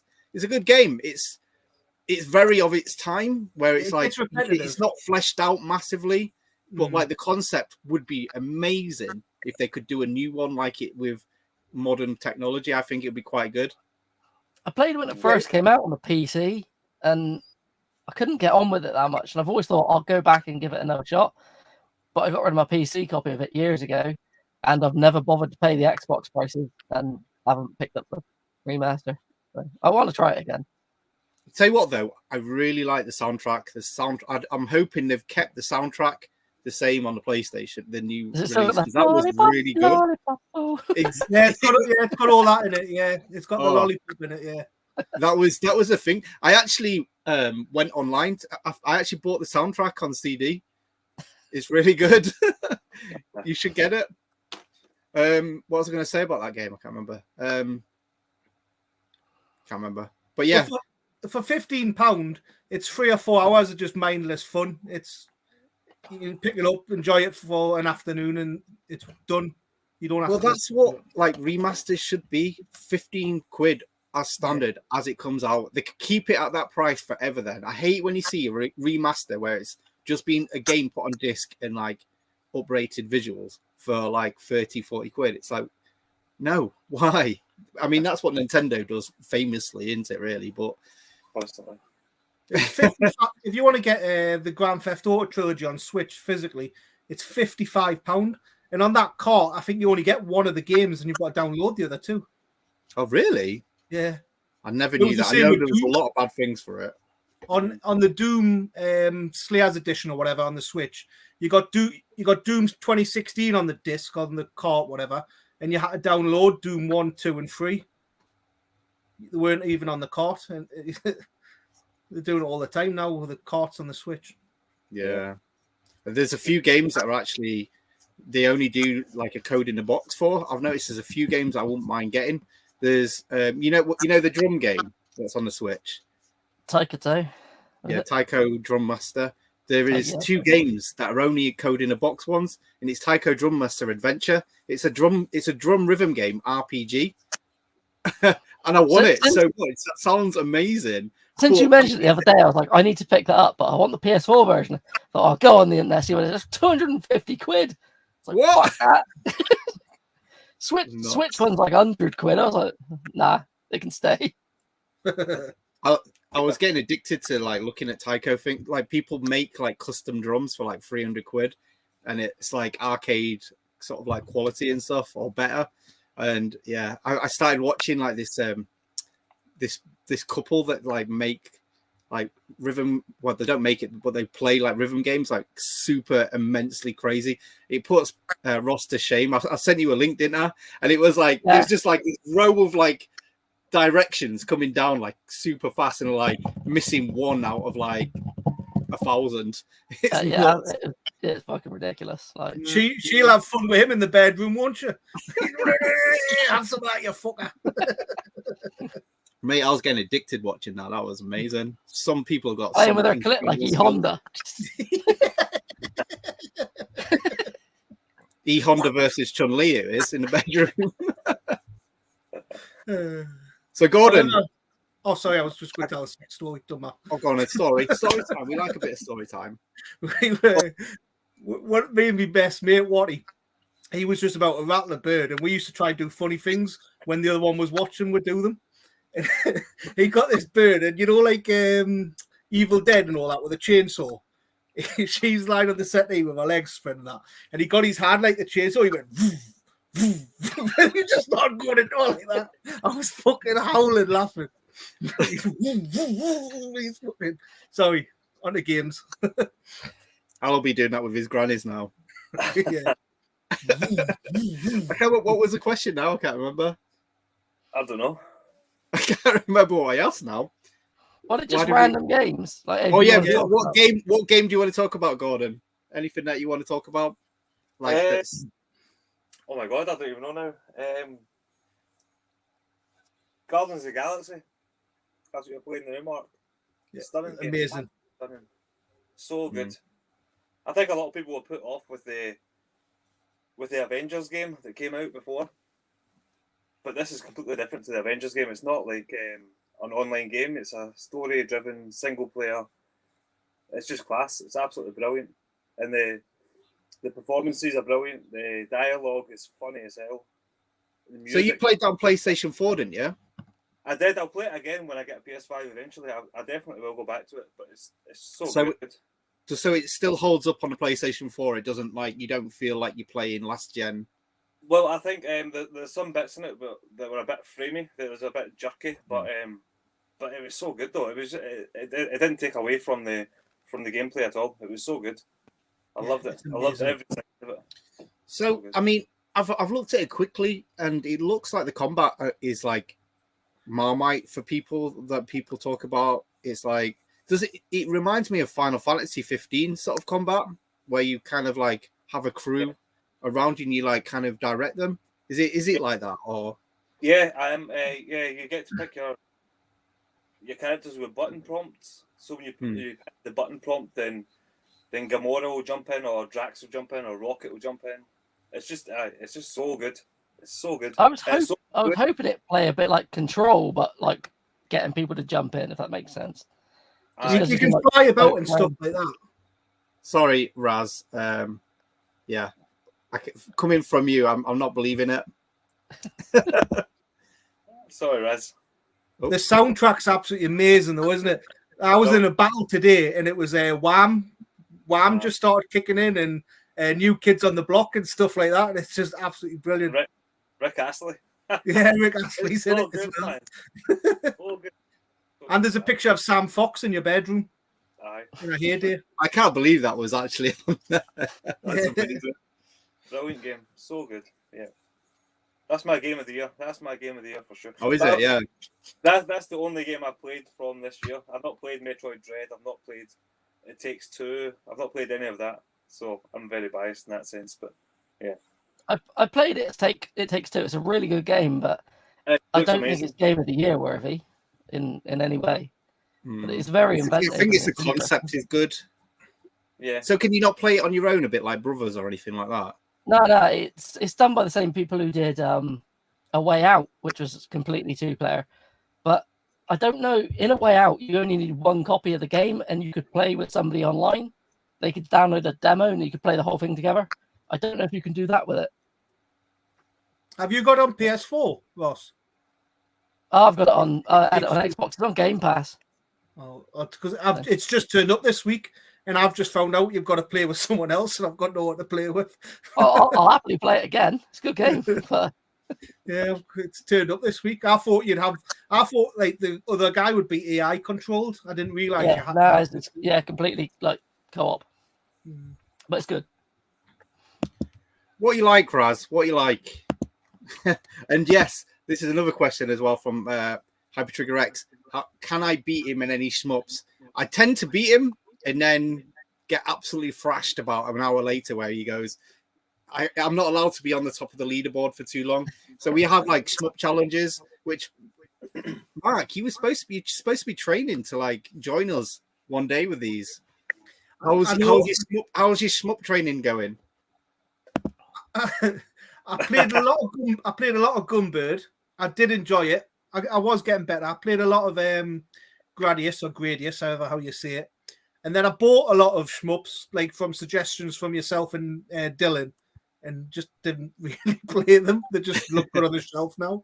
They do look good. Yeah. I love shooters because you can. The thing is, you can just dip your toes into them. If you've got like 10, 15 minutes, you can just go and put them on, and you don't have to worry about like time sinking into them. That's why I always play a shooter between a game. Always. I love them. I'm scared of them now as I used to. I think I'm kind of glad I did attempting to play Super Hydora, but I think I did it on Twitch, not YouTube. So luckily, I don't think it still exists. I was that bad at it. And it was just I was really drunk playing this game, and I think the only person in the comments was Al, drinking as well.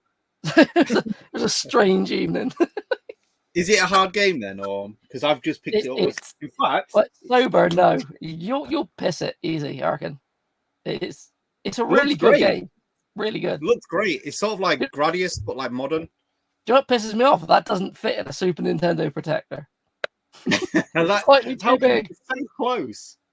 It is real close, but. But in fact, yeah, this. Mark, you got this, didn't you, the other day? Yeah, I've got on the Switch. So is there a cartridge in it? Pardon? Is there a cartridge in it? Because it weighs nothing. Yeah, there's a cartridge in it and a little key ring, and that's all you get. Come on, Ross. Let's open our Sonic colours. Come on, I'm opening minutes. Let's have a compare and contrast. After your video, I thought you was going to open it up on your video. I don't know why you didn't. I was going to do a short opening it. Then I can't get it out. So yeah, we like to open games on streams. There is always that. So we've on the PlayStation. We've got that.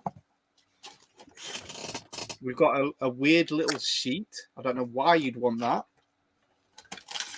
And then all you've got is the keyring, which looks like the Sonic from like the movie. Yeah, like it does. Sonic. Can't get into the bastard. It looks like a fox of some kind. Like it's been just recolored from another like franchise or something. That doesn't look like Sonic at all. It was Tails originally. Just cut the back off. Was it the Saturn where the only time Sonic was on the system, or the first time was when he was like a keyring or something like that? You're thinking of Gale Racer or Radmobile. Was that the to Saturn? be honest, actually, what was your key? Just think, cool. Mark, think time-wise. When did the Mega Drive come out, and when did the Saturn come out? Mega Drive was what, 88? Saturn was what, 95, 96? So Sonic can't have appeared on the Saturn first, then, can it? No, I just mean that was his first appearance on the Saturn. No, it's this Is game that- here. Where is it? Is that Sorry, this packaging just seems OTT.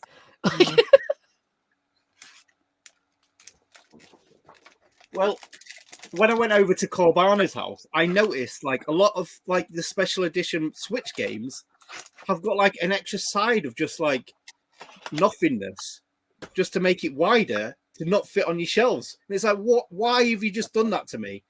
I could understand if it was a book fitting in there, but no, it's just nothing to make it stand out.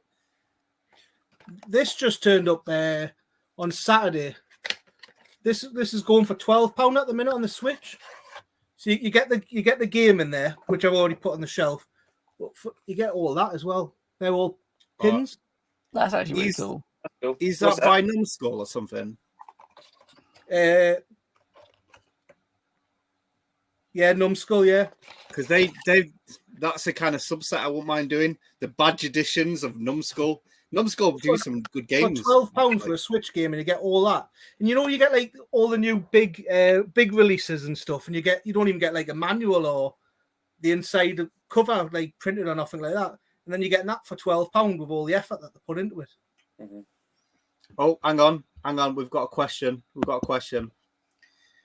Is there going to be a Dreamcast 2 coming out? Sega will return. What do you think? It was the original Xbox. It was. I've said that so many times. That's the answer. Anyone else? Dreamcast 2? Most overrated console ever, the Dreamcast anyway. So I love the Dreamcast. No. I don't disagree with you there, Matt, though, because the Dreamcast, it's like there's a lot of good games on it, but there's nothing like that's like wow, long staying. Really, there was a lot of stuff it could have done, but basically it ended up just being a beefed up PS1 for most of the ports and things. It's that controller as well. Just having the one analog stick held it back massively for me. That controller is the worst controller out of every system because it just feels like you're just gripping like a book or something. Even having the lead into your hands. Even having the lead at the bottom of the controller is weird, isn't it? So you've got to like arch it under. And clip it on. So many weird things that they did with that system. But yeah, I don't know. So, Ross, a game that you want to talk about, something that... well, I've got some things here, but when looking back through what I completed in 2021, I thought this was 2020, but it's not. Gordon will love me to say this, but I played and completed Big Bobby Car. I remember that. Okay. That's the best stream ever. The best stream. Well, was that your first big stream on it? I think gameplay stream. It wasn't the first one. It was the first one that people tuned in and said, "What the fuck are you actually playing?" That was good. It's an open world adventure game with a little bit of racing where you play a car, and it's about 3 hours long. Yeah, you can press your horn. That's about it. But it's a very easy platinum. At one point, it held a lot of value, but I think it's down to a tenner now. Oh, really? So that was after your stream that everyone just went out and bought it. Everyone a big price up here. I bought it because I was like in game, and I was like, "What the fuck is that?" And it was like the 3 for 2. I was like, "I'll take that." You do get some random shit for that 3 for 2 because there's always one game that you get the 2 you want, and you just pick any random shit up with the third one, don't you, all the time? Sometimes it's better just go and buy brand new games. There's brand new games for like £5 and £6. It's cheaper to go and buy brand new games. I find anyway. Or just go to see Bill Betty Horde Clinic because they're all £4 for him. So he just did a video. It was like, "Oh, PlayStation 4 is so cheap now. Everything's £4." It's like, what?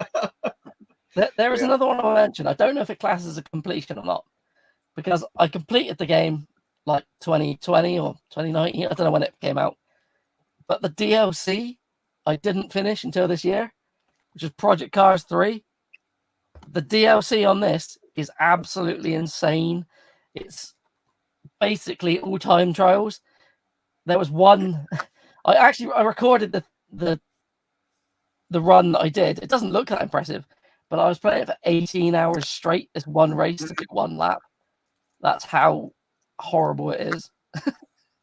There's one that I tried to record it, but my Xbox didn't record enough because it could only do like 5 minutes or 3 minutes at a time. Like that's another thing. But yeah, you have to do the Nürburgring in under 6 minutes, and if you know how long that is, it's absolutely insane the time trials on it, and it's one of my greatest racing game achievements so far because I do like a racing game. I actually didn't know there was a Project Cars free until Al posted it in the group the other day. Yeah, he needs to he needs to finish it. He liked his Gran Turismo. He says he's all right at racers. He should do it. Step up, get all the achievements. Have you seen that the Penn and Teller game from the 90s where you've got to drive the cart from where the truckers, the bus, Magic Bus, all the way to Vegas or something, and you can't. Desert Bus. Yeah, it's part of Penn and Teller's Smoke and Mirrors.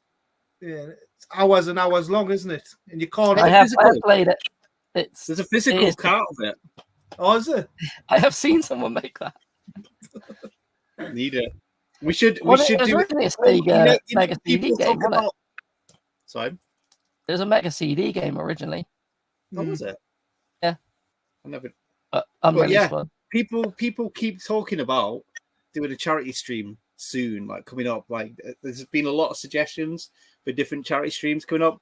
Maybe someone should play Desert Bus for completion. I think Chicken could do that.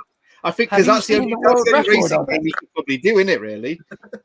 Have you seen the world record on it? There's people who try to beat it every year because you drive like 4 hours one way or something, and you get 1 point. Then you drive all the way back. But if you crash, you get towed back in real time. But the record's something stupid, like hundreds, like of just people just going backwards and forwards for 4 hours at a time. It's ridiculous. Amazing. We need to do it. But yeah, a game that I played this year, and not enough people talk about it. There is no, you can get physical in America, but it's like kind of like limited. It's in the Callus game. I've not got it physically, and I want to get it. I played it digitally on Steam. This isn't it. This is Super Meat Boy, but it's called The End Is Nigh, which is sort of like one of the guys from Team Meat. He went his own way and made his own game, and it's just like a dark version of this. It's fucking amazing. If anyone's played Super Meat Boy, this is like, if you like platforming games, this is platforming at its essential best. It's like pinpoint accuracy, speed running, everything about it is amazing. Whereas like The End Is Nigh is exactly like that, but instead of like where this is like one level at a time, The End Is Nigh is like interconnected like stages, very similar to this. Amazing game. It's all like just black and grey, like very dark, dingy sort of like colorways. It's just it's the true Super Meat Boy 2 sort of game. Absolutely love it. Super Meat Boy to me is the sequel to N++. I can see that. N++ was really fun. How many N pluses is there? There's a couple. I couldn't tell you how many. Like if it's one or two or three, I don't know. I've got that on PSP. There's another game on Steam. There's a lot of games like this on Steam, and I'm addicted to them all. I play so many of them. Like I've never actually played Meat Boy, but I think I've got all the achievements on. I got all the achievements on N+ and N++, I think. But yeah, I will play Meat Boy if I ever get it for the Vita. Yeah, but just get it on PlayStation. This is like a tenner. Just get it. I know it is. No, it is like one of my favorite games. Like just because it's so brutally. Again, like I said I like games where they're hard, but like fair hard. And that again is I get addicted because it's an instant restart game. That's the thing I need. And what's good about it is when you complete the level, like you do a replay of all your deaths with you, and that is so cool to see. Like 100 times that you've died, all dying in different areas and stuff. That the replay system of that is so cool. But unfortunately, that's not in The End Is Nigh, which is a bit of a shame. I can't remember, but I'm pretty sure I've got the sequel to that coming from Limited Run in a big box. Yeah, but that's I want to get that, but it's like it's randomly generated levels or something, and I just don't see how it's going to work the same, because it's all about like doing them levels perfectly because you know them inside out. And I just don't see how that's going to work. What's it called? Super Meat Boy World or something, or Galaxy? Yeah, it's Meatball World, I think. Has any of you guys played it? And the Super Meat Boy games? No. I played a little bit on the Switch, not much, to be honest. Are you into platforming games, or? I like the old Marios and Sonics. I'm not massively into them, though, I would say. I tell you what that reminds me of is a long forgotten gem. Explosion Man and Missplosion Man play a bit like a kind of make your way through type platforming game. I like an action platformer more than just platforming. I like to have a gun or a sword. Not a piece of meat, just flopping about, sliding up walls. No, honestly, I need to get you guys to play it because it is great. It's a great game. I can remember the big debacle about when it was coming onto the 360 as well. And like, there's a really easy platinum / 1000G that kind of rips that and M++ off called Pink Man. If you've played that, I've not played it. I didn't know that was that. Yeah, it's one of those tight kind of platforming games. So, there's another ripoff that's on the Switch called 10 Girls or 20 Girls or something, 20 Women, and it's like this, but then when you complete the level, there's like a naked lady that like appears, where there's no physical of it. And the thing is, it's released their own version called Super Tofu Boy. Oh yeah, I've not played that one, but I've seen it. We had a DVD on the boat, and it was just this girl, and she was in a bra and knicker. She wasn't naked or nothing like that.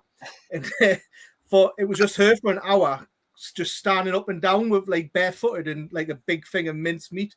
And like it was on the back. What was it? It said, "If you like mince and you like feet, you'll love what Deborah does with her feet in the meat." And someone actually stole it out of like our mess. You know, where all the lads would go and watch it. Someone stole it to take to the rack. Some dirty pervert.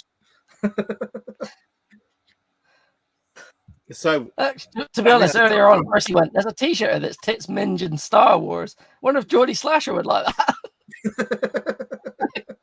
Oh, actually, in my Amazon wish list, there's a chocolate bar called Minge, and it's like a $5. I should just get it. I was going to get it for like Secret Santa, but I thought maybe not. Good question, actually. Do you think Temple Run will ever get released on home consoles? You may that might be a joke, but I actually really enjoyed them games. You know, like them endless runners where you just change lanes and stuff. I got all the achievements on Temple Run because you used to get it on Windows Phone with achievements. Oh, you could get achievements on it. You get Xbox achievements on it. So yeah, I finished that. I really enjoyed it. Now again, it's like sort of like tricky sort of platforming, even though it's like very simple. Like I don't know, lots of good fun there. I was saying, was it Pepsi Man or something like that? Was that not Pepsi like Man? I need to get that game. I need to get again. That's one of them games that's like super common but like expensive just because of what it is. Yeah. I've only ever played like a copy of it. It's good fun though. Yeah, like the cutscenes and stuff. They, like what's he called? Angry Video Game. They had got the actual guy on one of his videos, didn't they? Yeah. That's where I know it from watching James. No, it's quite good. Any other games, Mark? One that really surprised us for how good it was, and it's one that I platinumed. Terminator Resistance. Like, I wasn't expecting much from it when I first put it in, but it's like it's not open world as such. It's more level based, but it feels a lot like Fallout. You know, the way you can upgrade and the way it looks, and you can take level stealth or you can go in all action. So I like Fallout. I like Fallout. I hate Fallout. But it was it's not like you haven't got Sarah Connor in or Arnold Schwarzenegger's not the Terminator. So it's a standalone, but it's in that universe. I just thought it was absolutely brilliant. Really, really enjoyed it. You've got a question there, Mark. That got a really limited release in the States and it was really expensive. but we got it Really? cheap as anything over here. That one, and you all know how much I fell in love with this game recently. Odin Sphere. Yeah. Absolutely loved it. I've just gotten the PlayStation 2 one, but I haven't played that one yet. But So what's the subtitle of that game? Odin Sphere what?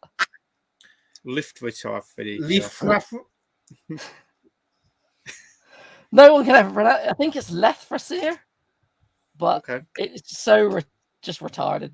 I struggle with English. I'm not going to be able to beat that out here. It's funny. Like I got that in a toolbox at a car boot sale for the PlayStation 2. Like before all the remakes, it was like 20p in a toolbox, like randomly like dossing about. But yeah, is it basically the same game?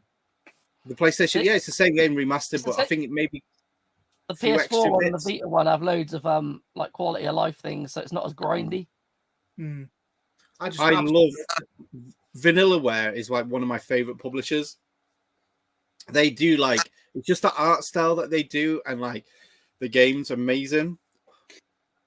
It's like Dragon's Crown in that as well, like with Atlas. They're just absolutely gorgeous to look at, aren't they? So, what was the first game? So, have you seen this game?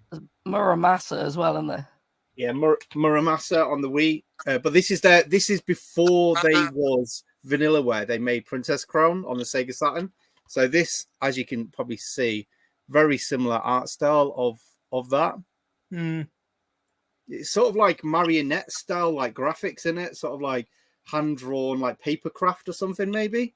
Like very accentuated. Like the only thing that I can think of that comes close to it, thinking about it, is as I mentioned earlier, it's a Child of Light for like. Oh, that's a good game. That's the only one that comes close to that kind of style, which is odd because that would be the Rayman Legends engine.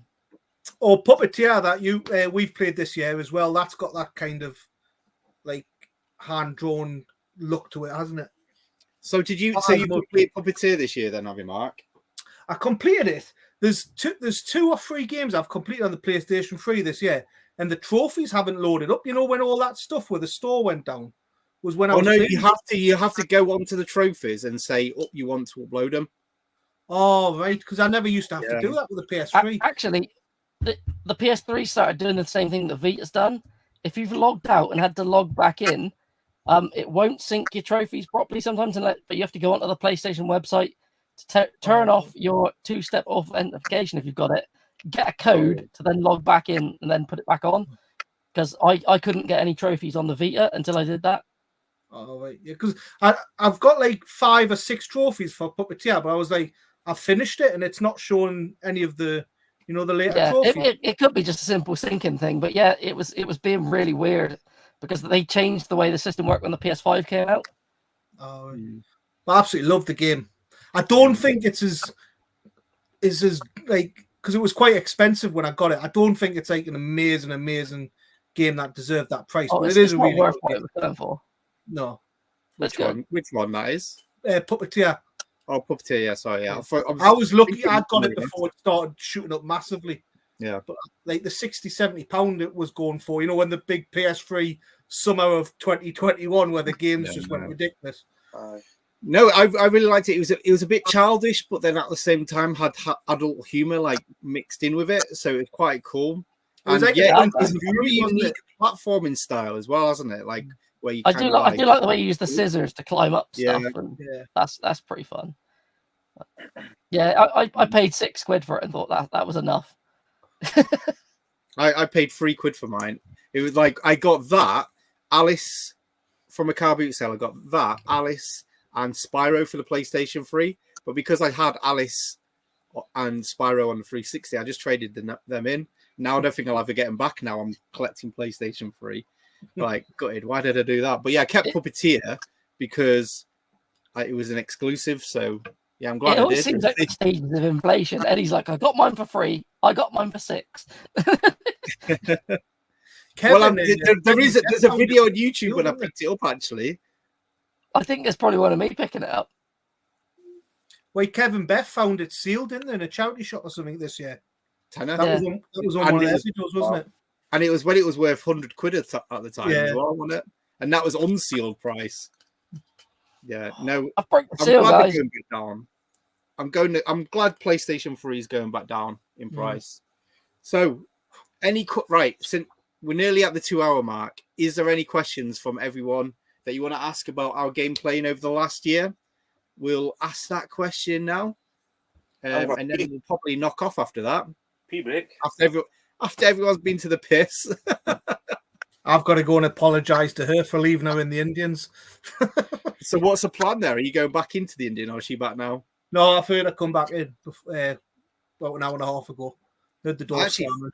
I actually fancy a bit of an Indian now. You're making me hungry. I got a vindaloo, chicken chat starter, then a vindaloo. I love my hot curries. Definitely a pal every time. Well, they only do hot curries in Newcastle. They're not allowed to do soft ones. It's either vindaloo or hot vindaloo.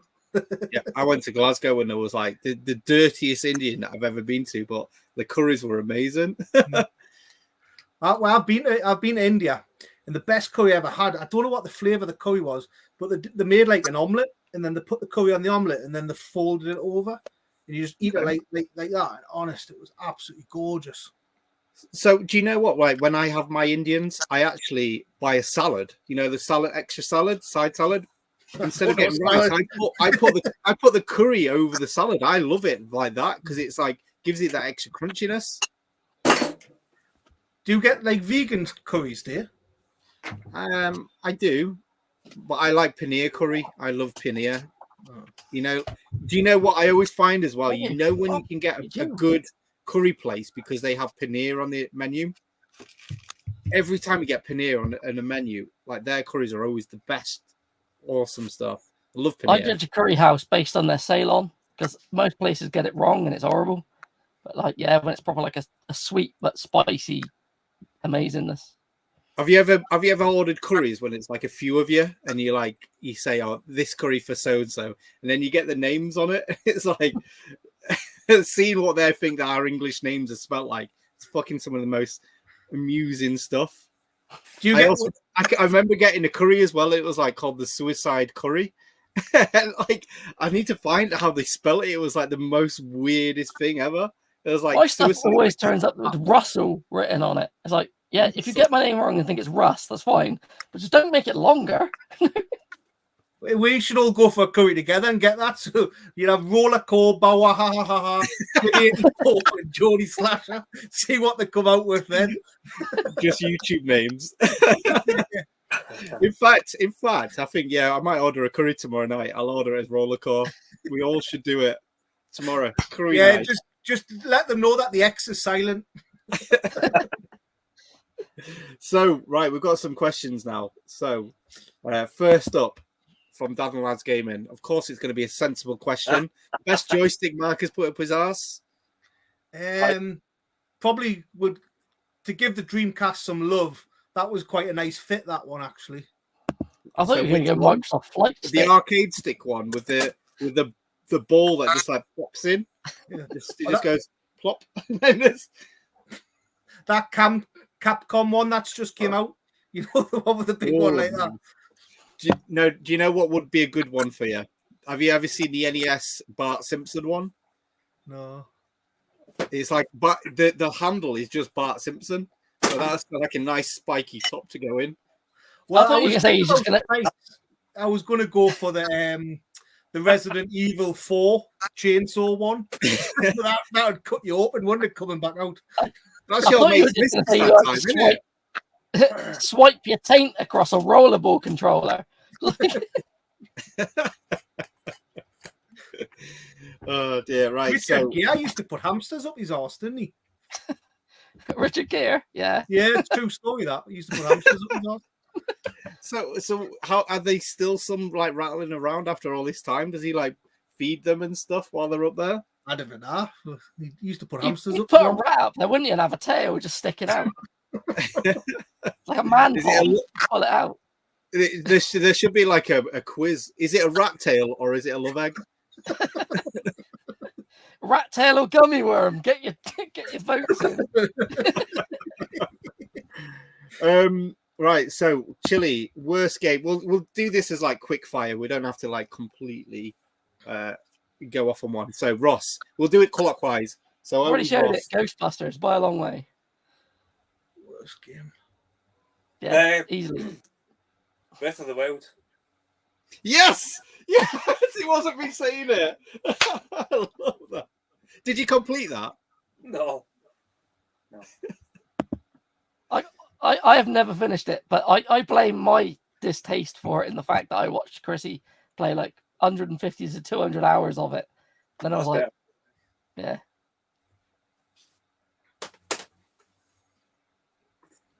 I loved Breath of the Wild. So Mark, what's the worst game that you've played or completed? The worst game, it's not because it's like necessarily a bad game, but I can just say it there and it's just sticking out. I played it last month, was Deathloop. I was so much looking forward to it, you know, after the Dishonored games, and it was just such a letdown.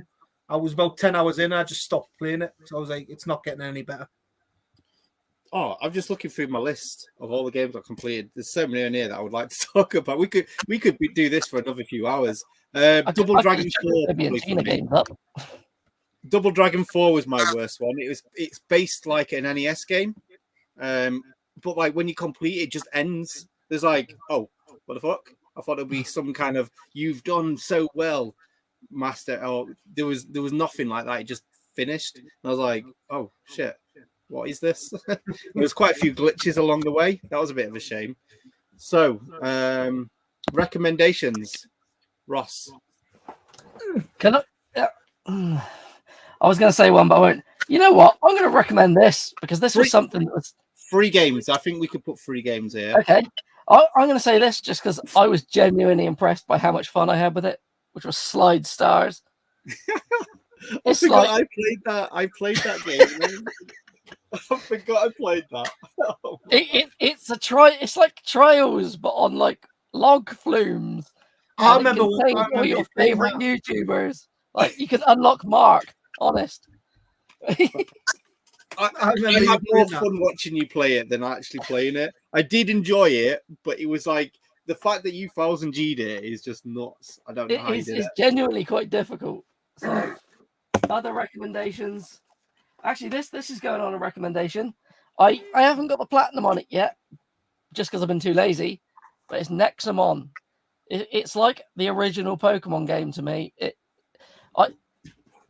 So far, this is better than all the new Pokemon games I've played, and it's just a Pokemon clone, but play Nexamon. I know Corbana told me about that one as well, so I know he likes his Pokemon. Can I do this one? I didn't complete it this year, but last year I've completed it this year. I'm one deep already. Biomutant. Buy it. No, you can't do that one, Ross. I'm joking. Do you know what? That was supposed to. It's funny because that game was supposed to have come out at the beginning of the generation, and it came out at the end. I really enjoyed it. I did skip a lot of the story, but to be honest, the story's a bit shit. But it's actually the gameplay and the world and that's looking around and it was a bit. It's not Greta Thunberg. The story, like with all climate change and that, I was like, I get enough of that. I don't care. Plus the characters have a bit of a kiddie name for everything. It's like the Hoof Puff. I understand what they were doing with it, but it's worth playing. It's just because it's interesting to dig around things. But yeah, my other one would be House of Ashes. I think that's the best game so far in the Dark Pictures anthology. That's £40 on the base sale. You want the big box of it? Yeah, I want that big box out of them. Well, I've got the box of the other two, but I can't just wait until the fourth one's out to get the next box. Is what you need to do if you're doing that. Yeah. So, Gordon, free games that you want to recommend to people? Concrete Genie, classic little game. We've got Folklore. Mark, you picked that up recently, I think. I have, yeah. And then the Gebs released a video on this one recently. Hot Shots Racing. No, that is. Do you know what? I've not put that on my list of completions, but I went around. That one that I forgot. I completed that. Yeah. But the thing is, Ross, I've got two racing games on my completion, but I've not finished them 100% because I get to a certain level and I can't finish them. So, you know what I mean? So with Hot Shots, how would you complete it? I mean, other than 1000 G, like this fucking nutter up there, because them 1000 G unlocks every character. Because when you go up to an extra like rate, like the race hardness, fucking brutal. You can't. It's impossible. Yeah, it's insane. I got to the. I've got 2 more championships to do on the gold level, I think, but I just can't do it. I can't do it. So you'll do it. Just keep at it. You'll do it. It's not as hard as it looks. Yeah, you can do it, Nicky. Where you've got a lot of sharp turns, like in a city centre, like I don't know, I think in Japan or something, and it's just so hard. It's so hard to get round the corners and drift around. It works pretty much like when you get to the higher levels. It works on almost Ridge Racer physics. Is how I see it. Every character that you use is a different physics on the car. Yeah, they do. Like, a different game from like the 90s. It's amazing. Have you played it, Mark? I've played it. I always get confused between that one and the other one that I've got. Horizon. Horizon, yeah. I always forget which one's which. Horizon's good, but that is just fantastic. That is. I prefer Horizon now. Oh, I can't remember which one's which. I've got them both and played them both. I get confused because they came out the same time, roughly, didn't they? Didn't you platinum Horizon, Gordon? Yeah, I prefer Horizon. I do like it. It's like more of a slot car feel, like Horizon. There's a lot more like risk reward, I suppose. Whereas Hot Shots is a more straightforward like 90s racer. It's got that like proper glitz and glamour of it. Like the thing that annoyed me, I had all the expert championships done on Hot Shots, but then I had to buy all the stuff and took ages of grinding to finish it. So free Mark. So if you like your old school survival horrors, absolutely brilliant. Tormented Souls, loved it. I think it's coming out on the PS4 soon as well. But yeah, really, really good. I keep forgetting that exists. These are I've picked some games here that are all like around £15, £20. I've not recommended any expensive ones. Greek Memoir. It's a really good take on the Metroidvania. So you've got 3 different characters and they've all got their own abilities. So instead of upgrading one guy with different abilities, you've got them 3 and you've got to use them all to solve the puzzles and that. Really, really good fun. Really... I'm so good. That's not on PlayStation 4. I'm so good. Oh, is it not on PS4? Is it not? No. You've got a Switch now. I know that's how I'll have to get it. Yeah. Strangely, the Xbox version's locked to the Series X as well. Oh, is it? I think it's a Series S it will play as well, but if you download it, of course. It's really, really good fun. This one you get for about £10. It was recommended to me off Roger Retro Gamer, and I picked it up, and that's Redeemer. It's like an isometric. It's a bit like. It looks a bit like Diablo, but it's just a hack and slash. It's that fun for 6 or 7 hours. Really, really violent and gory. And I know you said free, but I just wanted to show this because I know a few people have been on the fence, and I think it's absolutely brilliant. I haven't completed it. Gear Shifters. Yeah. It's really, really good. It's been on the fence. It seems to be holding its value, that one. It doesn't seem to be going down. It's like a 30 quid game in term. I think I got roundabout there. I can't remember. I don't get many games on day one, but if I'm getting it on the Switch, I tend to get on day one because they're going to pretty much hold the value anyway, aren't they? So nice. So yeah, free games for me. Good. It's a cross between a shooter and a racer, all in one. I love it. So 3 games for me. I forgot. I could do more. It's crazy, but one that you actually recommended, and I got a platinum on it. Morbid, absolutely fantastic game. This is sort of like a mix between Dark Souls, very boring link there, but like with Zelda as well. Really cool, like action RPG, like just really good fun. Like it's not too hard. It's just got that the difficulty is just right on it. It's amazing, and just always just gets you coming back for more. I love like the darker style games like this. That's just my favorite thing. It's like a Call of Cthulhu feel to it, hasn't it? Like by the sea and all that. It's really good. Yeah, just like really like kind of like mythical kind of like characters. Man, there's so many. Cyber Shadow, another sort of like digital only one. You can't. I think can you get it on Switch through limited run Cyber Shadow? Maybe, but yeah, it's sort of like a Ninja Gaiden of the future. Amazing game. Like again, another hard platformer, really good fun. and another one that I played on Steam. I don't know if it is on PlayStation, but like Sydney Hunter. If anyone's played that, that is a fantastic game. It's sort of like I think you can get on the SNES. You can definitely get on the Master System because I was going to get it on the Master System. But like the PC one is like it's just fantastic. It's sort of like an adventure Indiana Jones style kind of game. Very like 16, 18-bit like hard dungeon crawling. But then it's kind of got like this like it goes back in time and like it's like you play like an 8-bit version of it, sort of like an Atari style version of it to get like further, and it's just amazing. So Sydney Hunter, everyone needs to play that. Reminds me of like a 16-bit Spelunky. Yes, I think it's based on Spelunky or Spelunker, isn't it? Spelunker. But yeah, it's by what's he called? Gamester 81, like his studio that he created.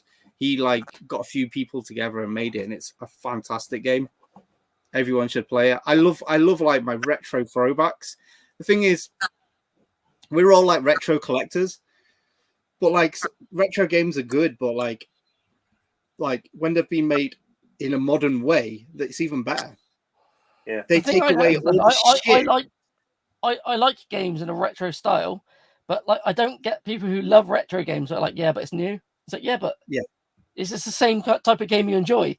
If you're not going to think, oh, they're just trying to extend our hobby, that's weird to me. Like it's like they've got that effect. The thing is, like, I think what people get pissed off or not like annoyed about is there's a lot of games that are just like use that aesthetic because it's easy to copy. Yeah, but they're the shit games. But like, there's certain games that like they use that aesthetic and they expand on it. It's like basically the games that you loved, but like with the annoyances taken out and like made better. So like certain games, like, you know, like Val Forest that you talked about earlier. Yeah, that is like a retro style game, but you would never be able to play that on any of the old systems. Never. It would never be able to run it. It's like sort of like that style, but like boundary pushing. So like it's that exact same gameplay, but better. The one I could use as an example is say like Volga the Viking. It came out on Xbox One, it came out on those, but it also came out on the Dreamcast and things, didn't it? But people love it because it's on the Dreamcast. But if it didn't have that Dreamcast release, would people care? It's quite hard, that game. It's really hard. Really, I've never completed Level 3 is my best. What's that? Made it to level 3. Yeah, probably about the same as me as well. Yeah, it's really hard. So one last question, I think, unless people want to talk. I don't mind talking all night, to be honest. Well, Chris, you dropped off 2 beers, so. Mr. Tapman, a game that you've overpaid for. I kind of like that question. So, Ross, this year, what game have you overpaid for? This year, I don't know. I bought too money. Fuck me, overpaid. I don't often overpay for stuff. I'm cheapskate most of the time. Actually, probably this. I think I paid 45 quid for it. Or something like 45, 50 quid. A physical version of a Ratalaika game. But yeah, I got the platinum on that super fast. It's one of those games you don't even play it. It's a visual novel. If you want the platinum, just let it play itself and choose a few options because it's just it's a shit visual novel. I like visual novels, but that's a shit visual novel. So, but on the Vita, that's the only way this is the only way you can get the trophies for this. It never got a digital release. So, Gordon, if you overpaid for anything, would you say this year? Well, just recently I got a game that I was told I was allowed to buy a game guilt-free, and I got an Xbox game, and it was 48 quid, and it was Jet Set Radio Future. Oof. But I don't think it's overpaid. I think it's a decent price. It's 48 quid, but that's like the price of a brand new game these days. So exactly, yeah. Do you know what I mean? It's a good game though. I mean, I bought Guardians of the Galaxy as well, and I bought that for 60 quid on day one. 60 quid. Do you know what I mean? So, well, that's the thing. Like, if you buy a modern game for 50 quid, you know in a month or two it's going to be 30 quid. Right. 20 Can quid. I say, I realised what I've overpaid for. I bought this on release price because I thought It's a Yuji Naka game, and I thought he did Medicine to Dreams, that kind of thing. There's Yuji Naka, wasn't it? I can't remember. Oh, Balan Wonderworld. I paid 50 quid for it. Next week it was £15. It's quite cheap now. That is a crazy price drop. That is, yeah. I'm just plugging my laptop in. 2 seconds.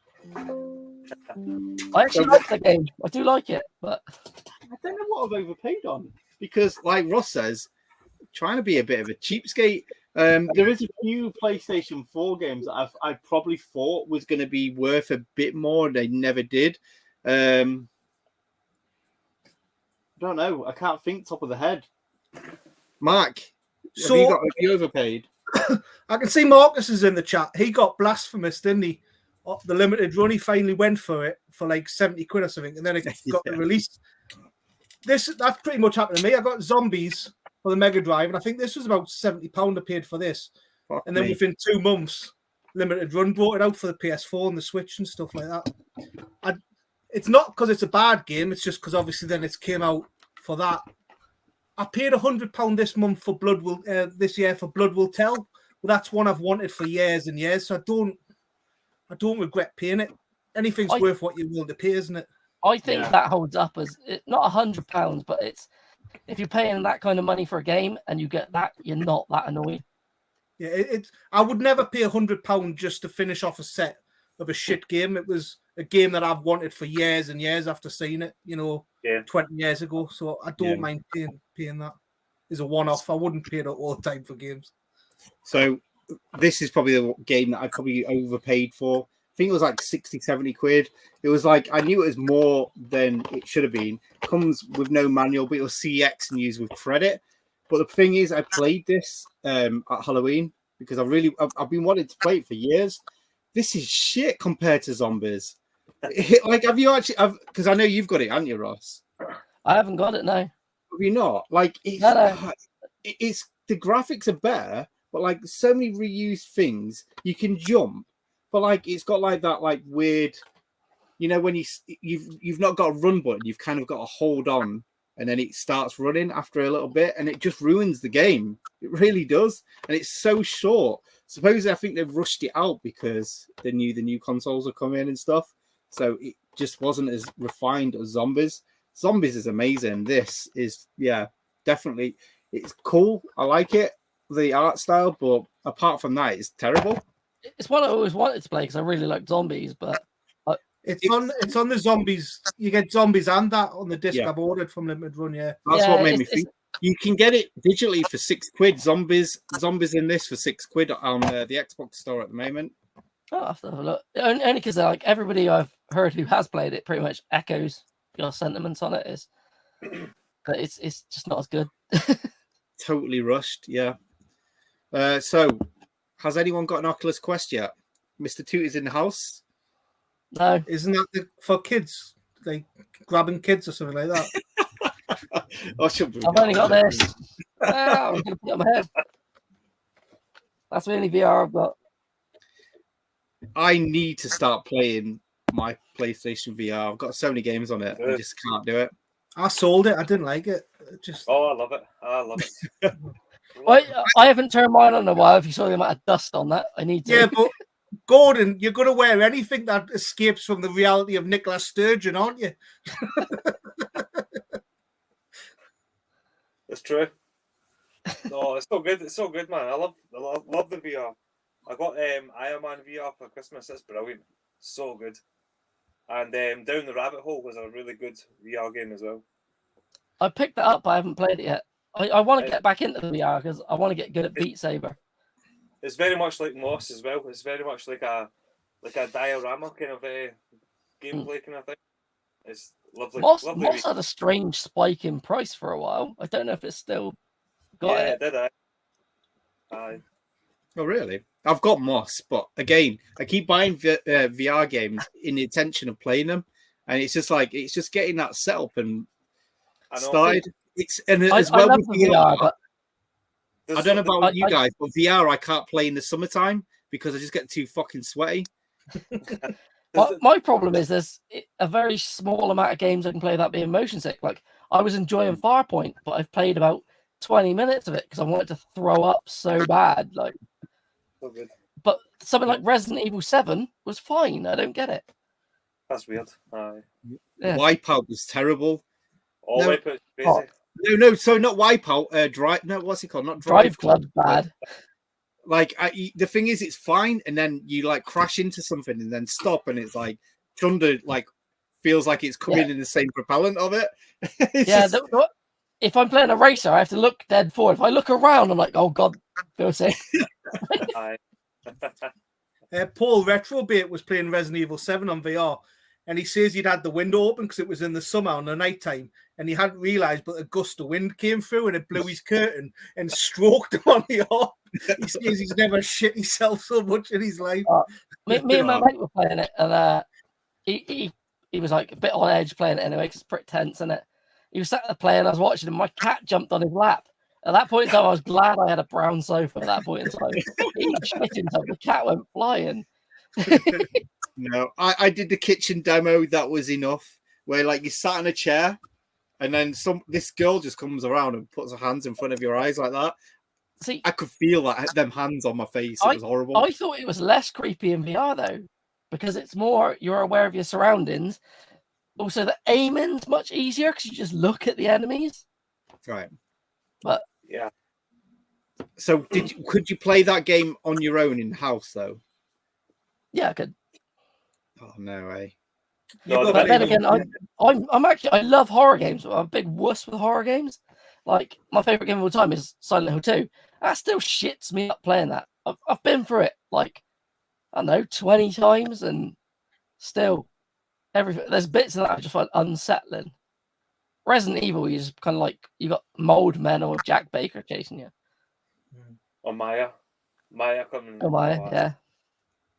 I really enjoyed the Batman, basically tech demo. Did you ever play that? That's really good. I've got it, but I haven't played it. I got it when it first came out, and then I sold it for 70 quid. I was like, fuck that. Oh, I'm yeah. selling that. It shot up because it was another one that only had did it only have a US release? Yeah, it was US only. Yeah. There's not many games I've sold, and I was like, I sold my VR, and I was like, there's no point me having it. But then I bought the VR back again when the new version came out. So good. I love it.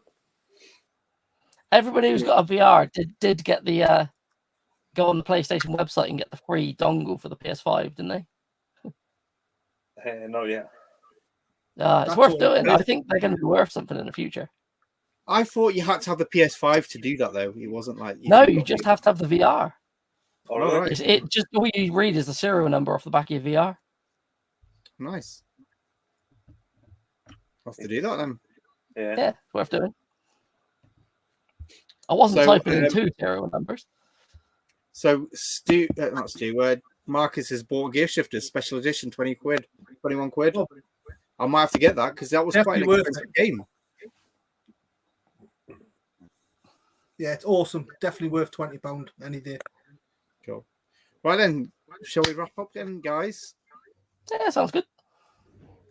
Happy New Year to everyone, and thanks for watching. Yeah, Happy New Year. Yeah. I'm off to do my apologies. So, is there anything that you guys do? Yeah. So, before we go, is there anything you guys are planning going forward, or are you just playing your games, Ross? I just play stuff. I don't plan nothing. It's just whatever pops up at the time. Same here. Gordon, are you doing anything on YouTube? Are you planning anything on YouTube anytime soon? Or? No, I just playing a lot of games, and then I pick up video every month. That's kind of all that I really do, and I enjoy doing it. I enjoy watching it, so that's what. That's it. It's all a bit of a fun hobby, isn't it? Mark, anything that you're planning on doing? Probably quitting. I don't know. Well, changing my name. Yeah. I'm waiting for Elden Ring. That's all I'm waiting for this year. Elden Ring. When does it come out? I only subbed to you today, Mark. Thanks. 28th of February. Oh, so it's not long then. Yeah, it's the first collector's edition I've ever bought, so I've got that coming. Nice. Cool. Yeah, I mean, for me, it's the same as Ross. We're playing our backlog of Xbox games, physical backlog. So we're playing them, and then we're going to come back in the end of the month and talk about them. So more everyone about what we've been playing. Again, so they're going to be horse games and stuff with Al, or what's the... we're trying to keep. We've put rules in place so he doesn't do that because the rule is just no shit games. Well, we've got a WhatsApp group so we can talk about it, and it's called No Shit Games Al.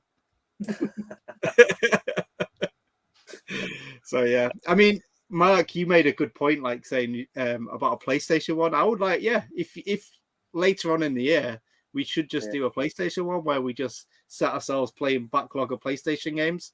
I'm happy to jump in a PlayStation one. Got enough of it. And then for Cooper's World, we could do a Nintendo one as well, I suppose. Yeah, expensive. All bases covered. You haven't got the trophies or nothing to log that though, unfortunately, have you? Yeah, I can't prove it. Can't prove it what you played. Yeah, I completed all of these RPGs this month. Honest. Or you could just do Metal Jesus Rocks, just play 15 minutes of a game and tell everyone to buy it and then never touch it again. I'm all sure of this footage is right loads of again people on every YouTube time. like that. The worst one, he reviewed Werewolf the Apocalypse. That came out at the start of the year or end of last year. And he was saying how much of a great game it was and stuff like that, and only showed the first 5 minutes of footage. I played it for an hour, and it's one of the worst games I've ever played in my life. And everything Didn't it win like worst game of the year or something? I don't know, but it should have done. It was awful. So, Tooty's got a quick question. Anyone planning to be massive this year in YouTube? I mean, I've been eating quite a lot, so I will be quite massive anytime soon. I don't know, a few more beers and I'll be able to hold a cracker bread under each tit. So I think I talk about fingering and say cunt too much. Never make it big.